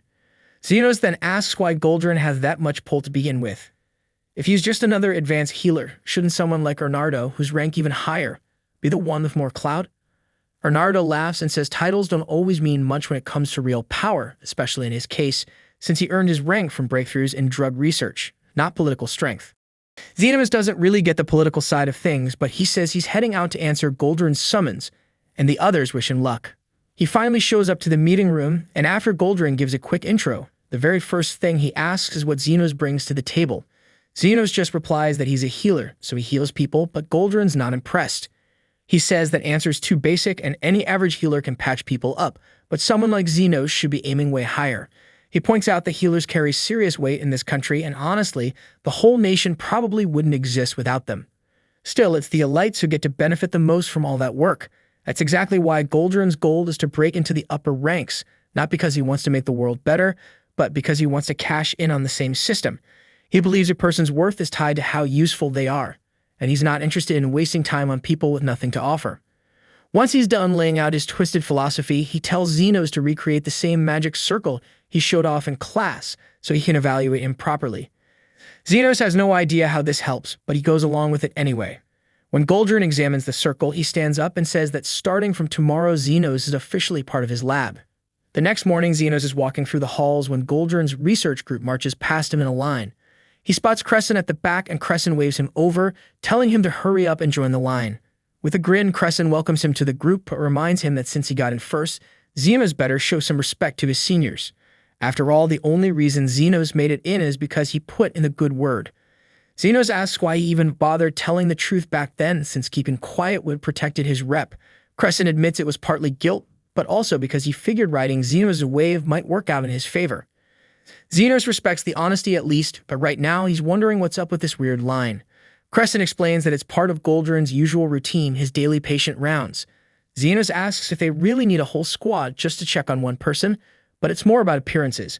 Goldrin only visits VIPs with influence, so showing up with a crowd makes a statement. Xenos didn't join for this though because he's only here to dig into Goldrin's secrets, and he can't do that from the back of the pack, so without saying a word, he starts heading straight for the front. The patient tells Goldrin that his foot has been killing him since yesterday, so Goldrin takes a quick look and sees it's just a basic sprain. He says he'll only need 3 assistants for this one. Xenos doesn't know what that means at first, but then watches Goldrin cast a spell and pull energy straight out of 3 of the students standing nearby. He funnels that energy into the man's foot to heal it, and while it works, the students used in the process are clearly affected. Xenos quickly heads back to Crescent and asks what kind of spell Goldrin just used. Crescent explains that Goldrin's specialty is a type of magic called health transfer.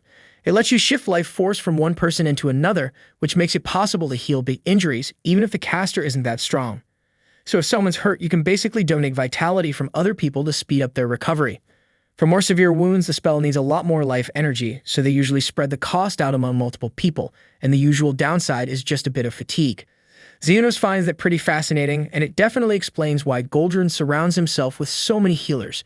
But Crescent tells him that's not the full story. There's word going around that director Shalbard might be stepping down soon, and Goldrin is already trying to lock in votes for the next leadership race. Xenos thanks him for the info, and while they're talking, he decides to ask if Crescent's ever heard of a guy named Fred. Crescent nods and says he knows the guy, but he never really liked him. Fred got invited to one of Goldrin's fancy dinner parties and then just vanished. Xenos asks what kind of party that even is, and Crescent says Goldrin throws these exclusive dinners for his top-tier subordinates, and it's a big deal to get invited. But after that night, no one's seen or heard from Fred again. Xenos later fills Bernardo in on everything, thinking this might be enough. But Bernardo tells him they're not even close. What they have confirms Goldrin was probably tied to Fred's disappearance, but it's nowhere near enough to prove it. He needs Xenos to climb higher, earn Goldrin's trust, and get invited to one of those dinner parties. If he can pull it off, Bernardo even promises to pay him more. Xenos agrees to keep digging, even though he was hoping to head home on one condition. Once this whole thing is done, Bernardo has to come clean about everything he knows about Xenos' old master, whatever the result is.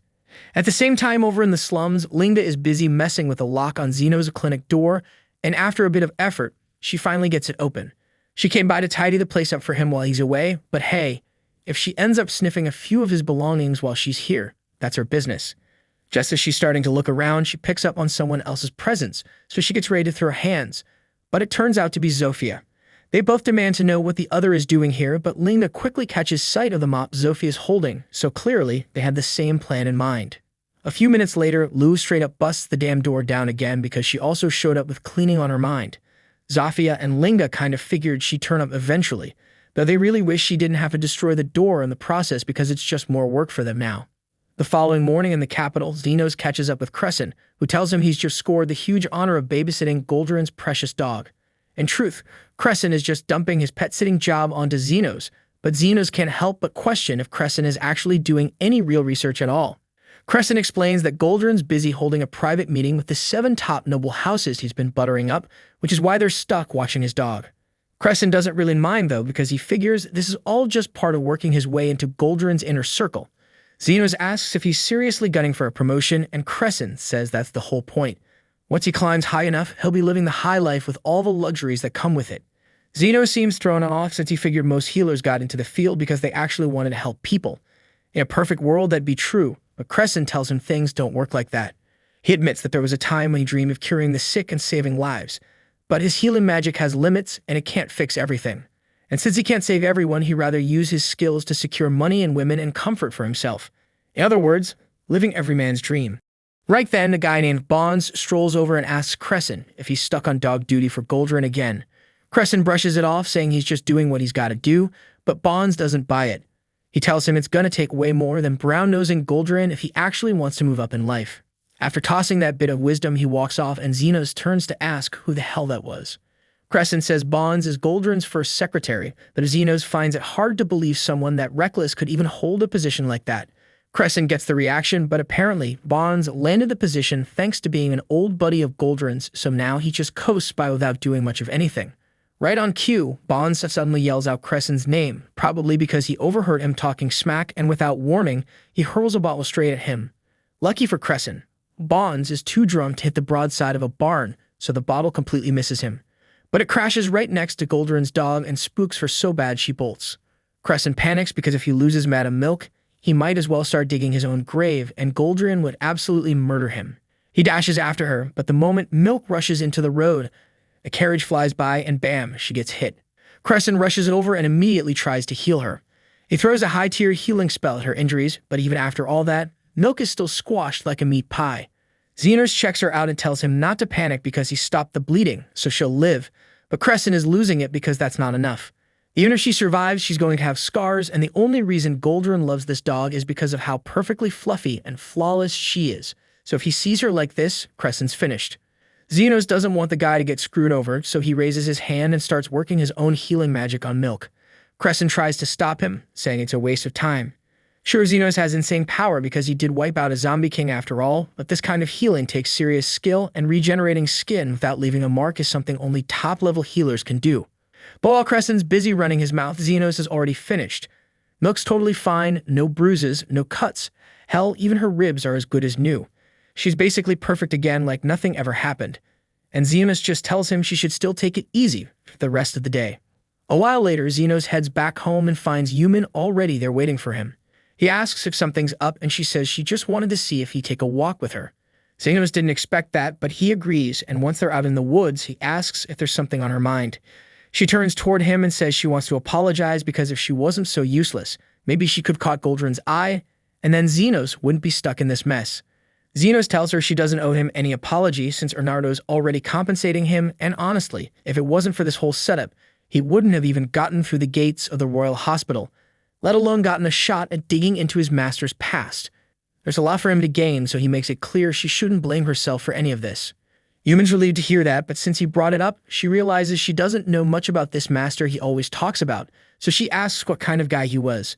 Xenos says he's not totally sure because his master was kinda sketchy, to be fair. But the man did teach him to read and write and shared a ton about magic and the world, so honestly, Xenos owes the guy everything. Yumin says that sounds a lot like her and Bernardo because when she first started out as a healer, he took her under his wing and passed down all kinds of research knowledge. That said, Bernardo's obsession with his work got so out of hand that his girlfriend ended up leaving him, and ever since, Yumin's been the one looking after him. That definitely raises a red flag, so Xenos asks what her relationship with Bernardo actually is, and she tells him Bernardo is her uncle, which explains why they're so close. Not long after, Xenos and Yumin are heading back toward the Royal Hospital campus when Crescent suddenly bolts over to them. He drops to his knees, practically pleading with Xenos for help, and judging from the look on Crescent's face, whatever he's gotten himself into isn't just minor, it's damn serious. Then we cut to Goldrin arriving back at his office after grabbing lunch with Lord Fennel. His second assistant greets him at the door, but quickly picks up on the fact that Goldrin looks irritated, so he asks if something happened during the meal. Goldrin says nothing went particularly wrong, but while they were chatting, Lord Fennel mentioned that his daughter has recently developed a strange rash on her face and he wanted to know if Goldrin could do anything to help. Goldrin takes a moment to think it over and figures it's probably a case of odd face disease. It's not dangerous or anything and it usually clears up on its own. But if Fennel's daughter wants fast results, Goldrin would have to surgically remove the affected skin. The problem is that kind of operation would leave a large scar, and there's no way someone like her would be okay with that. Goldrin then noted that there's another way he could regenerate the skin using healing transfer magic with enough healthy donors, but the girl is apparently so ashamed of how she looks that she doesn't even let people see her face. At best, Goldrin might be able to bring in 1 or 2 assistants to help, but that's likely all she'll allow. The whole thing is clearly weighing on Lord Fennel, so Goldrin decides to take his mind off it by visiting his beloved dog, Madame Milk. But while heading to her room, he walks past Bonds, who offhandedly jokes that Milk got hit by a carriage not too long ago. Goldrin instantly blows up, assuming Bonds had something to do with it. But Bonds tells him to relax because the dog sitter who was out with Milk used healing magic on her, so she's fine now. Still skeptical, Goldrin lets it slide for the moment and rushes to check on Milk himself. And to his shock, Milk actually is okay. She seems a bit tired but has no visible injuries or even a scratch on her, and that makes Goldrin stunned because he didn't expect someone could heal wounds so thoroughly that not even a scar remains. And since he left Crescent in charge of watching over Milk, he assumes Crescent must be the one responsible for this flawless healing job. Which brings us back to Crescent's crisis. Goldrin has tasked him with healing Lord Fennel's daughter, but Crescent knows he's not up to the job. He explains to Xenos that she's come down with a case of odd face, but Xenos doesn't think it's a big deal since the condition isn't dangerous and clears up naturally over time. Crescent agrees but points out that Fennel's daughter is refusing to show her face at public gatherings while it looks like this, so something has to be done fast. Xenos wonders why they don't just slice out the infected area, but Crescent explains the infection runs too deep. So cutting it out would leave a massive scar across her face, and if he's the one responsible for disfiguring the daughter of one of the 7 most influential nobles, he's finished. Yumin then questions why Goldrin would even dump this level of responsibility on Crescent in the first place. Crescent says it's because Goldrin heard about the situation with Madame Milk and thinks Crescent is the one who performed the healing. Yumin tells him to just come clean and admit it was actually Xenos who healed her, but Crescent is terrified that if Goldrin finds out he took credit for Xenos' work again, he'll be kicked out without hesitation. That's why he's begging Xenos to help him pull this off without fail. Right then, Lily arrives with some tea for the group and introduces herself as Xeno's younger sister. Crescent is totally taken aback because he had no idea Xenos had such an adorable little sister. Lily happily accepts the compliment but quickly adds that she already belongs to Xenos, so no matter how sweet Crescent is, she's off limits. That's not at all what Crescent meant when he praised her, so he tells her that since he and Xenos are already pretty close, that practically makes him family, meaning she's his little sister too. But Xenos comments that he doesn't recall ever agreeing to that big brother relationship. The following day, Goldrin brings Crescent to Lord Fennel's estate, and Crescent brings Xenos along with him. But as soon as Fennel greets them, he looks visibly distressed. He explains that there's been a complication. His daughter Charlotte is now refusing to allow any kind of procedure. Charlotte says she's terrified of ruining her looks and no longer wants to take any risk of being scarred. Still, Fennel is confident that Goldrin can find a way to treat her without harming her appearance and pleads with him to help persuade her. Goldrin agrees to try convincing her, so they all head over to Charlotte's room to have a talk. Fennel goes first, reassuring his daughter that the surgery will go just fine and that she can believe him because he's always been honest with her. But Charlotte quickly brings up the time he promised to buy her a fox fur coat for her birthday and didn't follow through. That mess wasn't entirely Fennel's fault, but it's still a broken promise, and now there's not much else he can say to win her over. Next up, Goldrin steps in and tells Charlotte that he's a doctor from the Royal Hospital and she has nothing to worry about because he'll handle the operation himself. But Charlotte isn't buying that shit because she's convinced someone might have paid him off to purposely mess up her face. While Fennel and Goldrin keep going back and forth trying to assure her that the whole thing is safe, Crescent starts drifting off into wild thoughts. He's imagining that if he's the one who fixes her face, maybe Charlotte will fall head over heels for him, and Xenos can't even be bothered to shoot that dream down. Crescent then asks Lord Fennel if he can say a few words to Charlotte, and once he gets the go-ahead, he introduces himself as one of Goldrin's aides. But before he can say anything else, Charlotte immediately shuts him down. She tells him his voice is irritating and he's got no business talking to her. Since none of the others made any progress, Goldrin turns to Xenos and asks him to try instead. Xenos nods and walks up to her door, ready to give it a go. He calmly introduces himself as one of the assistants, and right as Charlotte's about to cut him off, Xenos jumps in first. He tells her he just wants a quick word about the operation. If she doesn't want to do it, that's fine. Honestly, who wouldn't be nervous about getting their face sliced open? And besides, the odd face thing isn't fatal.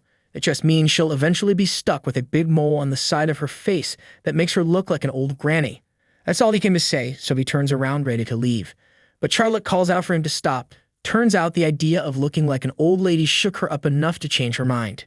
She agrees to let everyone come in and asks if what Xeno said was really true.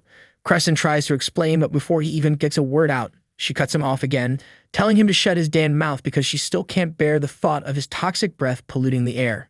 Goldrin chimes in and tells Charlotte that in past odd face cases after about a month, the condition morphs into mole-like growths shaped like an old woman's face. That image terrifies Charlotte, so she desperately asks Goldrin if there's any way to stop that from happening. Goldrin explains that sadly the only way to erase the mark is through surgery, but Charlotte still refuses because she's terrified it might not go well. Fennel gently reminds her that if they just sit around doing nothing, the mark will only keep spreading. That's why she needs to put her trust in Goldrin and let him handle it. She asks if he can give her his word that she won't be left with any scars, but Goldrin admits he can't make that kind of promise because actually he's not the one performing the actual operation. Hearing that, Charlotte bolts, yelling that she won't agree to anything unless someone can give her a 100% guarantee that it won't mess up her face. Sometime later, Xenos finds Charlotte out on the veranda attached to her room. She seems to love birds since there's a whole group of them nearby, but Xenos quickly notices one of the birds looks injured. Charlotte tells him she found it in the garden not too long ago, and with how bad the injury looks, it'll probably never be able to fly again, just like her. With her face messed up, she can't show up at parties or go out dancing anymore, so pretty soon, no one will even remember her. Xenos calmly asks if she actually wants to get better. Charlotte shouts that of course she does, but she also refuses to end up with scars, so he should just stop bringing it up. What she doesn't notice is that while she's busy yelling, Xenos has already healed the bird's wing, and it's now flying around like nothing ever happened. Charlotte's stunned by how effortlessly Xenos fixed the bird, but Xenos tells her he can do the same for her. Whether someone's a noble, a commoner, or just a regular citizen, if they need help, he'll step in because that's what being a healer means to him. Hearing this, Charlotte finally believes that Xenos actually knows what he's doing, so she chooses to trust him and agrees to the operation. Once Charlotte is sedated, Fennel steps out of the room and tells Goldrin to take care of everything. But Goldrin has no intention of lifting a finger himself because he's already dumped the whole procedure on Xenos and Crescent. That said, he fully plans to take all the glory, so he warns Crescent not to screw it up. Xenos can clearly see Crescent starting to freak out, so he tells him he'll handle the entire operation if needed. Crescent appreciates that, but asks if Xenos has ever done something like this before. Technically, Xenos has performed this kind of surgery, though it was years ago when he was still a damn kid. Still, that gives him way more experience than Crescent, and he's just about to step in as the lead surgeon when Goldrin walks up and insists Crescent do the job himself. So that means Xenos is stuck as the assistant. With shaky hands, Crescent picks up the scalpel and tries to get started, but he's trembling all over. He studied this kind of surgery during his time at the hospital, so he sticks to the standard procedure, but Xenos tells him to hold on a second while he does a quick body scan. Crescent doesn't even know what that means, so Xenos explains that he just took a peek inside Charlotte's body and located every single wart root, so that way, Crescent doesn't have to cut at random. Thanks to Xenos' guidance, the operation is going smoothly, up until the last root. That's when Crescent spots something terrible. The final root is entwined around Charlotte's facial nerve. Cutting it would mean slicing into the nerve, which would permanently change her face. Nerve repair is incredibly complex, so Crescent suggests they stop and transfer Charlotte to the Royal Hospital, where she could be treated properly. But Goldrin couldn't care less about damn proper care because all he cares about is his reputation. He swore to Fennel that he removed Charlotte's odd face marks, but doing that now would mean damaging her nerves and leaving her face disfigured.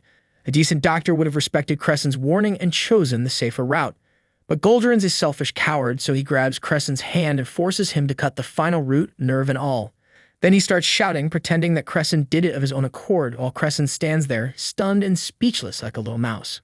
Fennel bursts nears the room the moment he hears Goldrin shouting, only for Goldrin to immediately start blaming Crescent, loudly declaring that his useless assistant just sliced through Charlotte's facial nerves and left her permanently disfigured. A claim like that would absolutely destroy Crescent's future, and Goldrin couldn't care less. But Xenos isn't about to let that slide, not after Charlotte personally asked for his help. So he steps up and tells Fennel not to listen to Goldrin's nonsense, saying that a severed nerve is no big deal. Then, clearly fed up with just standing around, he shoves past Goldrin, whips out his scalpel, and carefully removes the last root himself. Right after, he uses his magic to completely restore Charlotte's nerves like nothing ever happened. A few hours later, Charlotte wakes up in bed with her father at her side. He's relieved to see her okay, but before she wants any hugs or reassurance, she needs to see her face. She grabs a mirror, and the second she sees her reflection, she breaks down crying, happy that the blemishes are gone.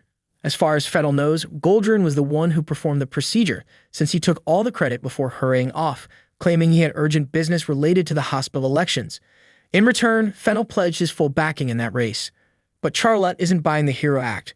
She remembers hearing Xenos' voice during the operation, gently reassuring her that everything would be fine. So deep down, she knows it was Xenos who truly saved her, and she'll always be grateful for that. Later that day, Xenos helps Yuman haul a bunch of bottles out of Renardo's lab. Yuman says they're part of Renardo's latest batch of potions, but she has zero clue what any of them are supposed to do. While they're in the storage room, Crescent comes dashing in with big news. Both he and Xenos have been invited to one of Goldrin's exclusive dinner parties. It sounds like a major opportunity, but Yuman notices that Crescent doesn't seem all that thrilled. He claims to be excited, but truthfully, he's a bit uneasy about dealing with Goldrin again and after what happened. Still, it might open some important doors for him. So he decides to go anyway. The party's happening tonight, and Crescent tells Xenos he'll catch up with him downstairs in the hall. Goldrin's event kicks off, and once all of his guests are settled in, he proudly announces that he's locked in support from Lord Fennel. With that, his position as the next head of the Royal Hospital is basically locked in before the month ends. The whole room breaks into applause, and even Crescent, who was feeling unsure about all this earlier, ends up enjoying himself, since it's the perfect chance to rub shoulders with all the elite names Goldrin brought together. While Crescent stays busy mingling, Xenos shifts into investigative mode to dig up anything on Offred. After a bit of probing, he finds out that Offred was seen looking after Bonds at the last dinner gathering. So Xenos heads over to Bonds and casually asks if he remembers running into someone named Offred at the last party. Bonds does remember him, says that while everyone else was busy networking, Offred was the only one who brought him a glass of water. According to Bonds, the guy was kind of odd, but at least he liked him. None of the other guests cared, since Goldrin usually warns his pupils not to talk to Bonds and calls him a liar. Xenos finds it weird that Goldrin would trash-talk Bonds like that, especially after giving him such a high position as first secretary. Lily curiously asks why Goldrin gave him such a good role if he doesn't actually do anything, so Bonds tells her it's because he and Goldrin go way back. But when she presses him on how they met, he snaps and tells her to drop it because he doesn't remember. Xenos figures pushing Bonds any further is pointless because he's already way too drunk to remember anything useful, but Lily's not convinced. She's pretty sure Bonds is hiding one of Goldrin's big secrets, so she grabs a waiter and asks for several more bottles of wine, planning to keep pouring drinks until Bonds slips up and spills everything. For the rest of the night, Lily lays on the charm, hyping up Bonds non-stop while keeping his glass full. Eventually, she gets him completely hammered, exactly what she was aiming for. Even though it's going well, Xenos is a bit rattled seeing someone like Lily pull off something this slick. She tells him she picked up the move from Carmilla, and he's not too thrilled that Carmilla's been teaching Lily shady tactics. But regardless, it works, so he leans in and asks Bonds directly if he knows what happened to Fred after their last encounter. Bonds is barely hanging on, but he mumbles that he remembers Fred walking him outside for air, so Xenos figures he'll try the same move. Maybe if they retrace those steps, Bonds might start opening up again. He helps guide the stumbling drunk toward the garden, hoping the fresh air will spark some memory. But on the way out, Bonds stumbles and drops his wine bottle.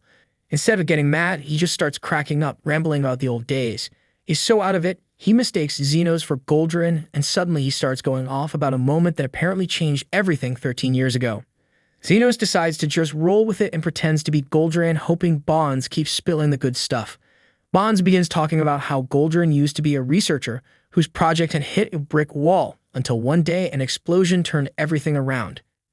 After that, with Lord Fennel backing him, Goldrin managed to land a position as a professor at the Royal Hospital, and now he's on the verge of snagging the director's seat. But before Bonds can spill anything else, he passes out right there on the ground. Xenos lets out a quiet sigh because he was so close to hearing something major, but now that Bonds is out, there's no way to push further. So he turns to Lily and says he's going to leave Bonds with a caretaker, and they should go rest up a bit. Lily asks if that means they're wrapping up the info hunt, but Xenos shakes his head because he knows they're still missing something big. That's when Carmilla suddenly pops out from behind the couch, catching Xenos totally off guard. He can't believe she's here, especially in a room crawling with healers, but Carmilla just grins and says that chaos is way more fun when it's risky. Turns out, she overheard most of Bond's drunken rant and thinks she might have a lead on whatever he was babbling about. Elsewhere deep in the slums, things are looking grim. Zafia and the crew are starting to feel the weight of Xenos' absence. Usually, they'd be bickering about who gets the privilege to be here, but with Xenos gone, there's no point in fighting. It's just a waiting game now. Suddenly, one of Zofia's men bursts in, clearly freaked out because something horrible just happened. Apparently, Zond and a few others were helping out on a construction job when a support beam came crashing down and impaled Zond straight through the stomach. The guy giving the report is drenched in blood, and Zafia doesn't need to ask how bad it is because she can already tell. And with Xenos still missing, waiting for him to show up isn't an option. So if they want Zond to live, they've got to act fast. Lega says they should rush Zond over to Xenos immediately, but Zafia remembers that Xenos is currently undercover at the Royal Hospital, and showing up there could blow his whole cover. Still above, Linga and Lu argue that if Xenos came back and found out someone died while he was gone, that would hit him harder than any blown mission. At the same time at the Royal Hospital, Carmilla shares a little gossip she picked up while snooping around campus. Supposedly, there was a massive explosion 13 years ago and Lord Fennel got caught right in the middle of it. But somehow, despite how destructive it was, Fennel walked away without a scratch, and from that day on he's been loyal to Goldrin. When a powerful noble suddenly owes their life to a healer after a disaster, most people assume that healer saved their life. But based on how bad that explosion supposedly was, Fennel should have needed a complete rebuild from head to toe. Xenos then points out that full-body healing is doable as long as the person's heart is still ticking. But while he might be capable of pulling that off, there's no shot Goldrin had the skills to do it, so Lily thinks someone else had to be the real savior. She believes another healer must have stepped in and patched up Fennel. But before Fennel woke up, that healer left the scene. Goldrin probably jumped in, claimed all the credit, and used that moment to get Fennel in his pocket and boost his way through the hospital ranks. Lily also figures that Bonds must have witnessed everything and has been blackmailing Goldrin with it. And when Fred was looking after Bonds at the last party, maybe Bonds let something slip. That might explain why Fred vanished, afraid Goldrin would come after him. Just then, Crescent walks in, saying he's been hunting all over for Lily. He just finished chatting with some big-name guests and wanted to introduce her, thinking it'd be good networking. But Lily brushes him off, saying she couldn't care less about politics and would rather stick with Xenos. Still, since Crescent won't back off, she agrees to tag along for now. After Lily heads off, Carmilla leans in and asks Xenos if he's considered the other possibility behind the explosion. Sure, Lily's theory makes a lot of sense, but based on how Carmilla described the blast, there's no way Fennel was the only one caught in it. A whole crowd must have gotten hit, yet somehow the only survivor just so happened to be the exact noble Goldrin needed on his side. Now toss in the fact that Goldrin knows how to do life force transfers and the pieces start clicking. Goldrin likely drained all the wounded, funneling their energy into Fennel, which means he basically sacrificed a bunch of people just to save one. Technically, under this kingdom's law, that wouldn't even count as a major offense. Still, Xenos hates the idea of throwing away lives like that. And considering the details, it's possible if Fred found out the truth and vanished to stay off Goldrin's radar. Carmilla asks what Xenos plans to do now that he knows all this, but he just says he's going to report everything to Bernardo and move on because it's not his job to pass judgment. Xenos gets up to return to the party, but as soon as he walks in, he notices the whole room focused on something outside. He asks Crescent what's going on, and Crescent says there's some commotion at the main entrance. When Xenos looks out, he spots Yuman standing at the gate. The guards have her blocked, telling her no one gets in without an official invite from Goldrin. But Yuman insists it's urgent and she needs to speak with her friend now. Suddenly, Lou calls out Xenos' name from the crowd. Zafia quickly scolds her for blowing their cover, saying this is exactly what they were supposed to avoid. Lou apologizes, but San's condition is critical, and there's no time to play it safe anymore. When Goldrin hears there are demi-humans outside, he flips out and demands that the guards remove them at once. But Linga knocks the guards down instantly, and Lou storms in with Zahn slumped over her shoulder. She shouts for Xenos, saying it's an emergency, and as soon as people hear her say his name, murmurs start spreading and everyone wants to know if Xenos really associates with demi-humans. Xenos tunes out the crowd and turns to Lou, asking what the hell's going on. She tells him Zong was seriously injured in a construction mishap. They rushed to the hospital dorms looking for Xenos, but instead bumped into Yuman. And after laying everything out for her, she let them know that Xenos was actually here. Goldrin storms over and demands to know what Xenos is doing associating with demi-humans. Xenos brushes him off and tells the others he's heading out to help. Goldrin then questions if Xenos seriously plans on helping them, warning that doing so will cost him any shot at joining Goldrin's inner circle. But Xenos couldn't care less about being part of some elite clique, because his job is to heal whoever needs it. He then tells Crescent goodbye and turns to Lily, saying it's time to move. Without hesitation, he scoops her up and leaps over the railing straight to the ground floor. Crescent watches them disappear into the distance, baffled that Xenos would just toss away such a promising future. Goldrin steps up to Crescent and tells him not to get any stupid ideas. Now that Xenos has defied him, Goldrin vows to personally make sure he never gets to practice medicine in that hospital again. Crescent admits it was reckless, but even if staying in Goldrin's favor means power and influence, he can't forget how Xenos would treat anyone, whether it was a stray or a noble, without bias. And he knows damn well that Goldrin would sell out anyone if it meant climbing higher, but that's not who Crescent wants to be. So he makes up his mind, leaps over the railing, and follows after Xenos, hoping to help.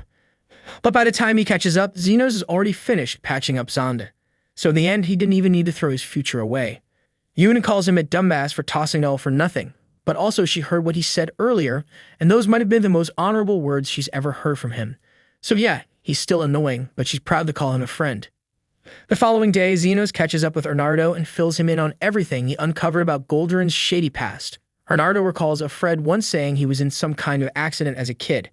That must mean he was one of the survivors from back then. And if Goldrin was the one responsible for the blast in the first place, then Fred could be planning to settle the score during Goldrin's upcoming promotion party. If that's the case, Bernardo decides he'll have to show up himself. But aside from that, he tells Xenos he's genuinely grateful for all the dirt he helped dig up, so his assignment is officially complete. Xenos asks if Bernardo really means it, but this was the deal from the beginning. Bernardo just needs a little time to sort out Xenos' exit paperwork, and once that's squared away, he'll tell him everything he knows about Xenos' old mentor. Until then, Yuman suggests they should throw a farewell party to send him off. That evening, they all gather in Xenos' room. Crescent is already wasted, sulking over the fact that Xenos is leaving. Yuman and Lily tease him for being such a mess, but it doesn't help. Xenos tries to lift his spirits by saying he's flexible enough to land on his feet wherever he goes. Crescent appreciates the kind words, but they do nothing for his mood. And now he's worried that he's drinking so much he's seeing things and swears that there's a wraith glaring at him through the wall. The next morning, Xenos is set to head out, so he and Lily say their goodbyes. But before they leave, Yuman hands him a note from Bernardo that's supposed to explain the truth about Xenos and his master. However, when they get to Bernardo's office to grab it, they notice something's off. There's something weird hidden in his desk. And right then, somewhere else, Bernardo has already massacred everyone at Goldrin's big victory celebration. Just a few minutes earlier, Goldrin was soaking in the sweet taste of success, dreaming about how things would be once he finally became the hospital director. That's when the noble Fennel showed up, smiling as he said it was good to see Goldrin finally getting the position he deserved. Goldrin thanked him politely, but the moment stuck with him, dragging his mind back to the incident that kicked everything off 13 years ago. Back then, there was a huge explosion at a Magic Tools factory, and Goldrin was already on his way back to his hometown after years of research had led him nowhere. On the road, he saw a noble lying injured, and he figured healing the guy might pay off later. What he didn't realize was that the man lying there would turn out to be one of the 7 major nobles in the country. Even more unexpected, it was the first time Goldrin's health transfer magic actually worked that became at a cost. He pulled life force from the other dying victims of the explosion to save that one noble.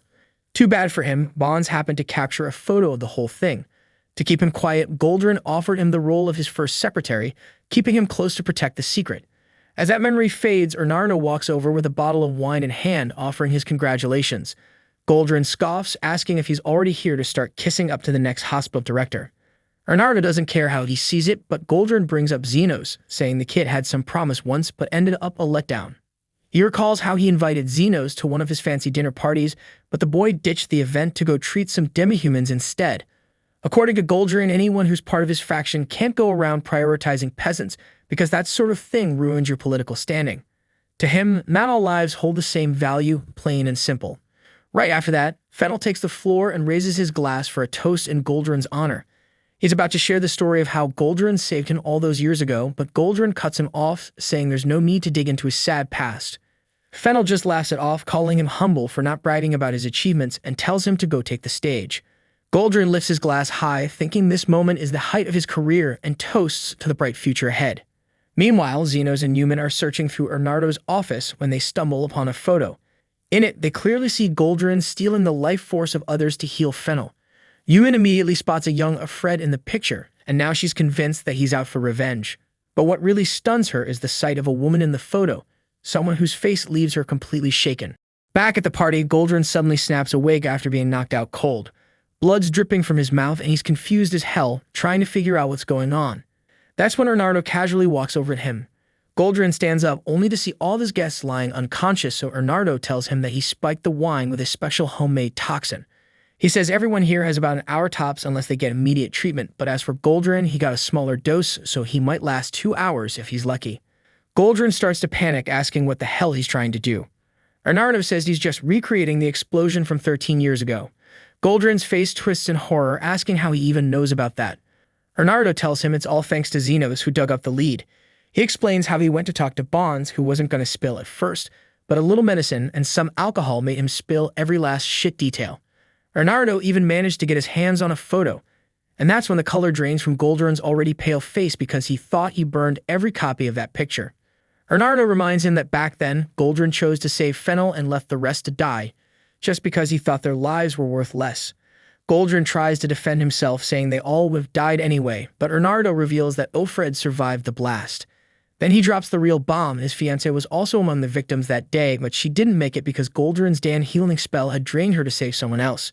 Now he gives Goldrin the same damn choice again. There are enough people here that Goldrin can fully heal one of them, so who will he pick? Goldrin's mind starts racing. He figures he can just get the antidote straight from Ernardo. But then Ernardo stuns him by drinking the poison wine himself, putting his life on the line too. If Goldrin thinks Ernardo's got the antidote, he'd have to save him first. But Goldrin doesn't buy it. He doesn't trust Ernardo, not even for a second.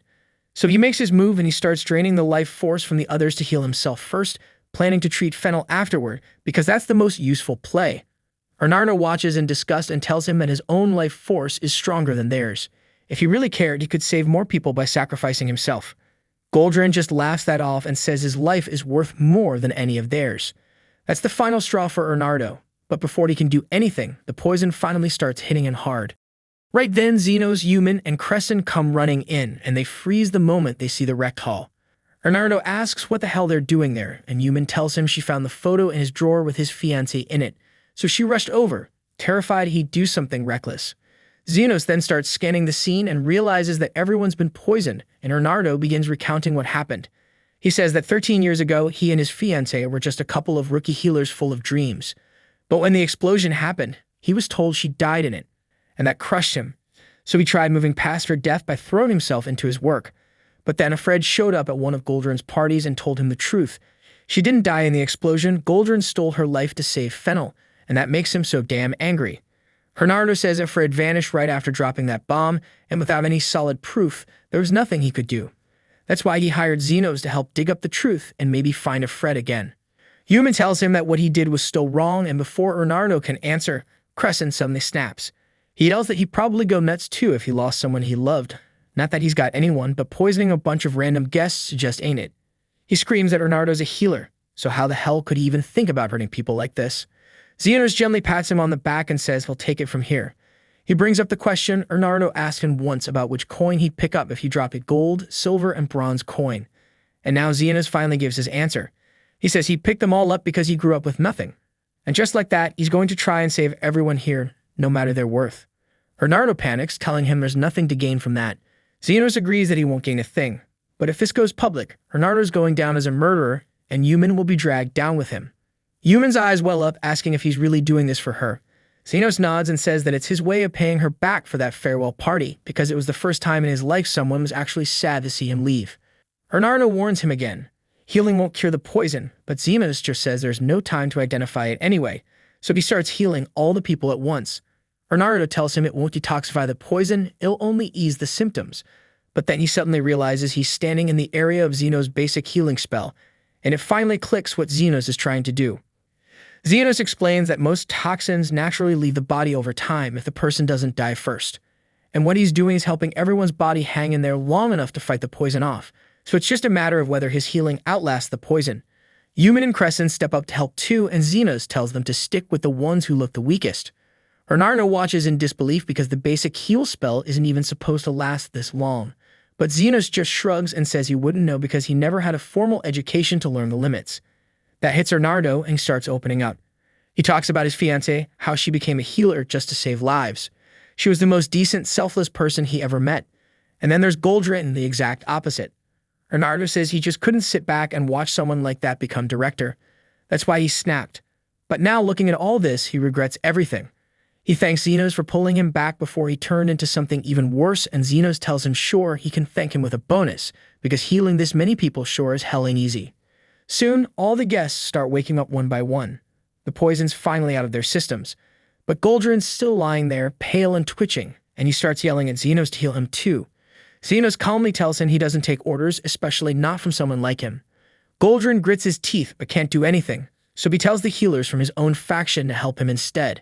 But then the memory hits them how he tried to drain their life force while they were unconscious, and none of them move, and they straight up refuse. Xenos looks down at him and says he's still willing to do it for the right price. He scribbles down a number with more zeros than mistresses in his sorry life, and the old man flips out, saying that's robbery for a simple heal. Xenos shrugs again, saying that he can just die. So Goldrin panics and agrees on the spot, but before Xenos casts anything on this jerk, Fennel walks in. He tells Goldrin that they'll be having a very detailed talk later, and finally hits him that he's about to lose everything. Not long after, Bernardo gets locked up, and Xenos and Human come by to visit him. Bernardo, still acting like his usual cheerful idiot self, seems surprised they managed to get permission to see him this fast. Xenos tells him it's thanks to a few contacts he has in the Royal Guard. And right then, Krishna shows up, claiming Xenos is just using this visit as an excuse to see her. Xenos doesn't even bother arguing and just lets her stay in her fantasy bubble before turning back to Bernardo, because he's got questions. Human jumps in first, asking if he really did poison the guests at the party, but Bernardo casually says he technically didn't. He only made a chemical that would knock everyone out and freeze them for a while, just enough to recreate the explosion scene from 13 years ago and get Goldrin to admit what he did.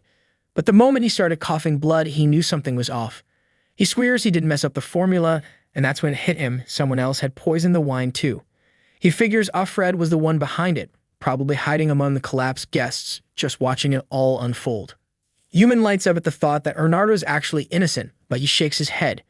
Even after realizing the poison was real, he was still willing to let everyone die if it meant getting revenge. Krishna, thinking things over, says that with the proof they've got and considering Bernardo's friends with Xenos, she'll pull some strings to get him released soon. Human gladly asks her to do that, and they wrap it up. Right before they leave, Bernardo stops Xenos and tells him to be careful. He's sure it's nearly impossible for Alfred to have survived after Goldrin drained his life force, which means he might not even be human anymore. Bernardo believes Alfred's not just after revenge, his goals are darker, and since Xenos ruined his little show, he might be the next target. But Xenos just shrugs it off and says he doesn't give a damn. If Alfred wants to come after him, he'll hit him with one hell of a bill for all the trouble. And with that, he heads home to his chaotic, unwanted harem and gets back to doing what he does best, being the underground healer who will treat anyone or anything for the right price. Somewhere else in the kingdom, we finally see the one pulling the strings, and it's the damn guide. He's taken over Alfred's body and looks seriously disappointed that his entire plan just went straight to hell.